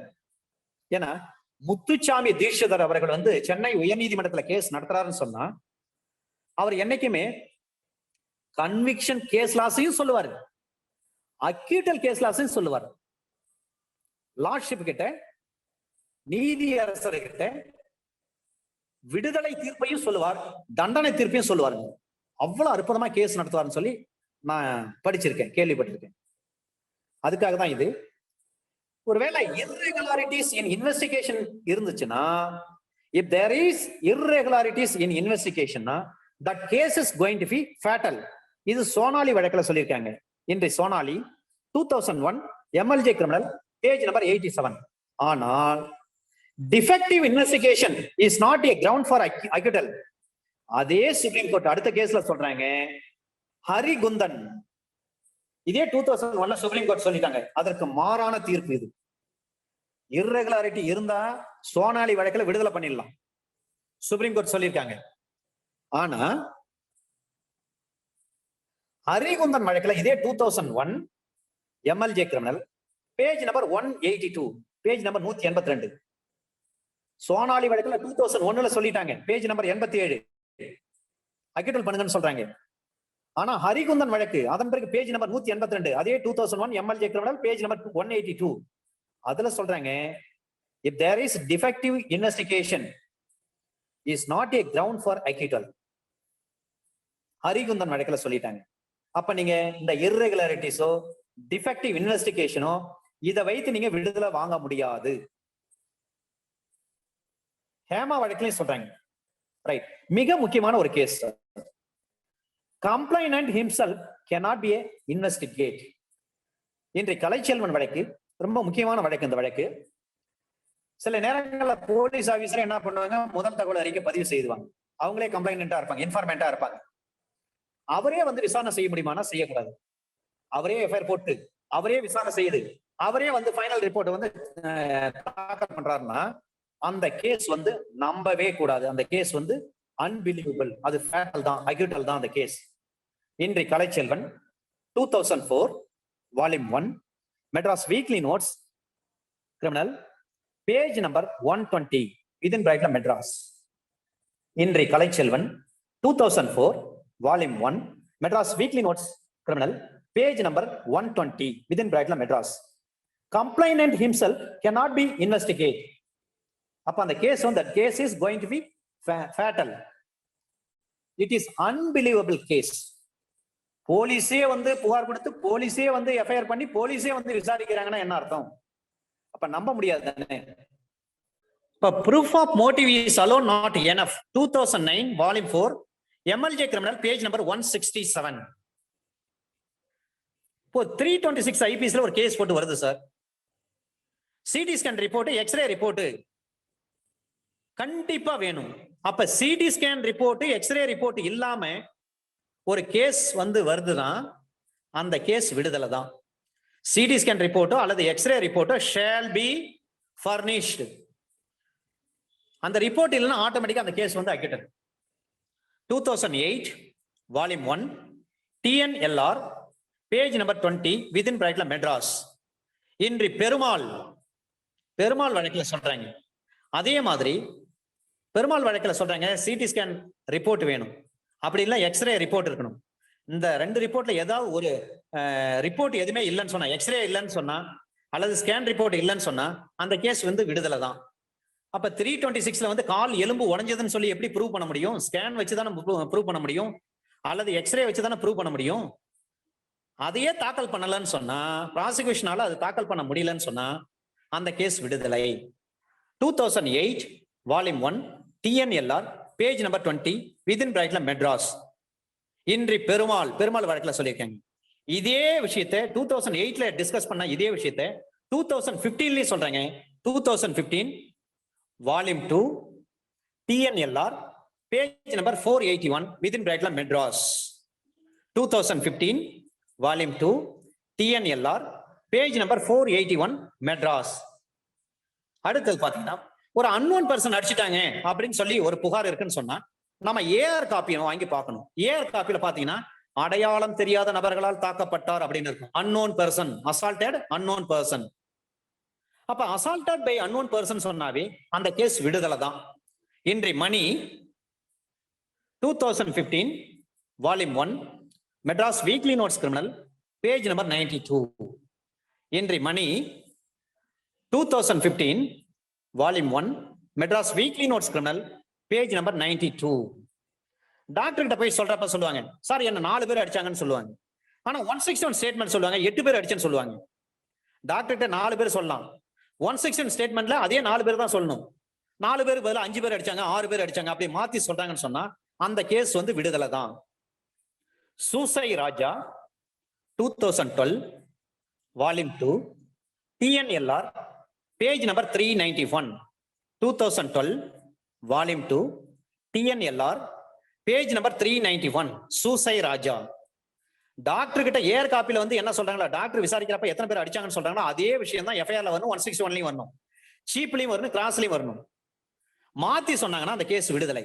Susai Raja 2012 volume 2 TNLR page number 391. அதே மாதிரி அப்சர்வேஷன் மகசர், ஸ்கெட்ச் மகசர் இதுல வந்து அடித்தல் திருத்தல் இருந்துச்சுன்னா அதை நம்பாதீங்க. இன்றி ராம்ராஜ், இந்த ராம்ராஜ் வழக்கல் தான் சொல்றாங்க. அப்ப இந்தியன் எவிடன்ஸ் ஆக்ட்ல எதை பார்க்கணும், செக்ஷன் 7 பார்க்கணும். இந்த அப்சர்வேஷன் மகசர், ஸ்கெட்ச் மகசர் இதெல்லாம் வந்து எது கூட ஒப்பிட்டு பார்க்கணும், Indian evidence act under section 1872ல அண்டர் செக்ஷன் 7 தான் நம்ம பார்க்க வேண்டும். இன்றி Ramraj 2014 volume 1 CTC page number 289. Observation மகசர், ஸ்கெட்ச் மகசர்ல அடித்தல் திருத்தல் இருந்தா அந்த கேஸ் ஃபேட்டல், அந்த கேஸ் வந்து அக்யூட்டல். இன்றி Ramraj 2014 volume 1 CTC page number 289. சில பேர் சண்டை நடந்திருக்கும், அடிபட்டவன போலீஸ் ஸ்டேஷன் போயிருப்பாங்க. போலீஸ் ஸ்டேஷன் போயிட்டு போலீஸ் ஆபீசர் என்ன சொல்லியிருப்பாங்க, நீங்க நேரம் ஹாஸ்பிட்டலுக்கு போங்க, முதல்ல ஹாஸ்பிட்டலுக்கு போங்க, ட்ரீட்மெண்ட் பண்ணுங்க. அப்படிதான் போலீஸ் ஆபீசர் என்ன பண்ணுவாங்க, அட்வைஸ் பண்ணுவாங்க. ஏன்னா அடிபட்டு ரத்தம் சொட்ட சொட்ட போயிருப்பாங்க போலீஸ் ஸ்டேஷனுக்கு. அப்ப போலீஸ் ஆபீசர் பார்த்த உடனே என்ன பண்ணுவாரு, ரத்தம் வருது, ரொம்ப அடிபட்டு இருக்க, முதல்ல நீங்க போங்கன்னு சொல்லி அவர் அழகா அன்பா அனுப்பி விடுவார்.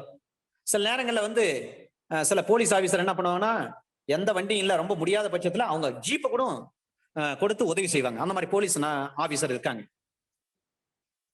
அப்போ போலீஸ் ஸ்டேஷனுக்கு போயிட்டு அதன் பிறகு மருத்துவமனைக்கு போய் அட்மிட் ஆகுறாங்க. அப்ப டாக்டர் கிட்ட சேர்றப்ப என்ன சொல்லணும்னா, நாங்க வர வழியில போலீஸ் ஸ்டேஷன் போயிட்டு தான் இங்க வரேன் அப்படின்னு சொல்லியிருக்கணும்.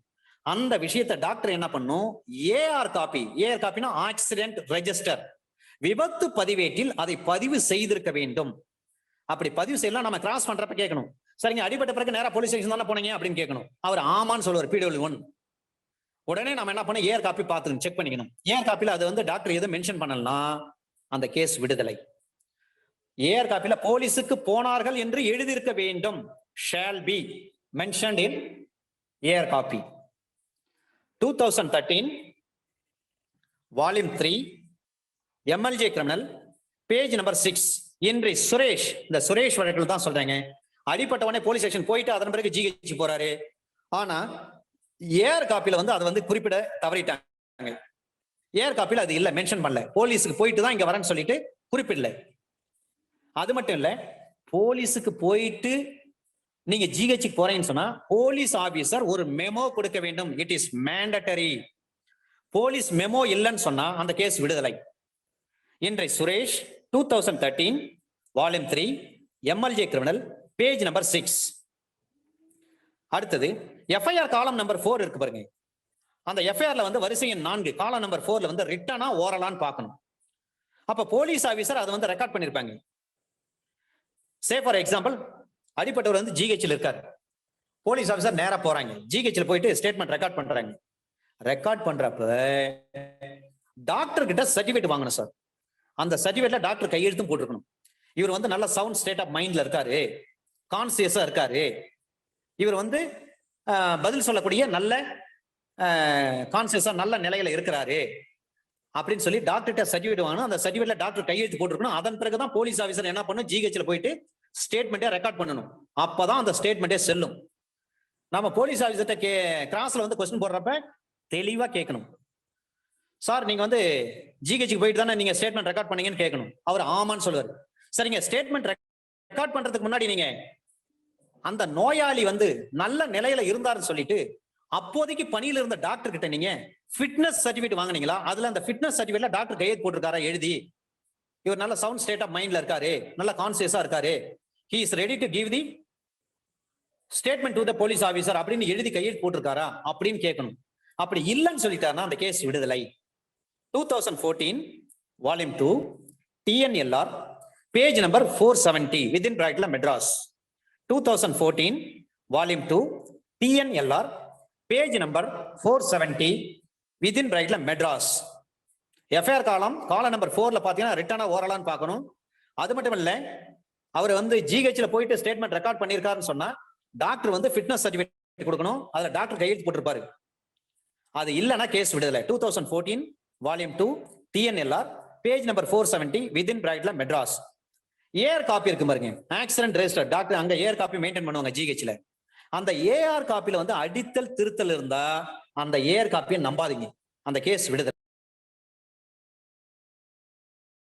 வழக்கு டிஃபென்ஸ்க்கு ஒரு பொக்கிஷன் சார். ஒரு டிஃபென்ஸ் லாயரா இருக்கிறாங்கன்னு சொன்னா இந்த வழக்கை சுமார் 25 முறையாவது படிக்கணும் சார். ஏஆர் காப்பில அடித்தல் திருத்தல் இருந்தா அதை நம்பாதே. 1995 வால்யூம் 2 லா weekly criminal page number 46 page number 467 Madras. இன்றி தியாகராஜன்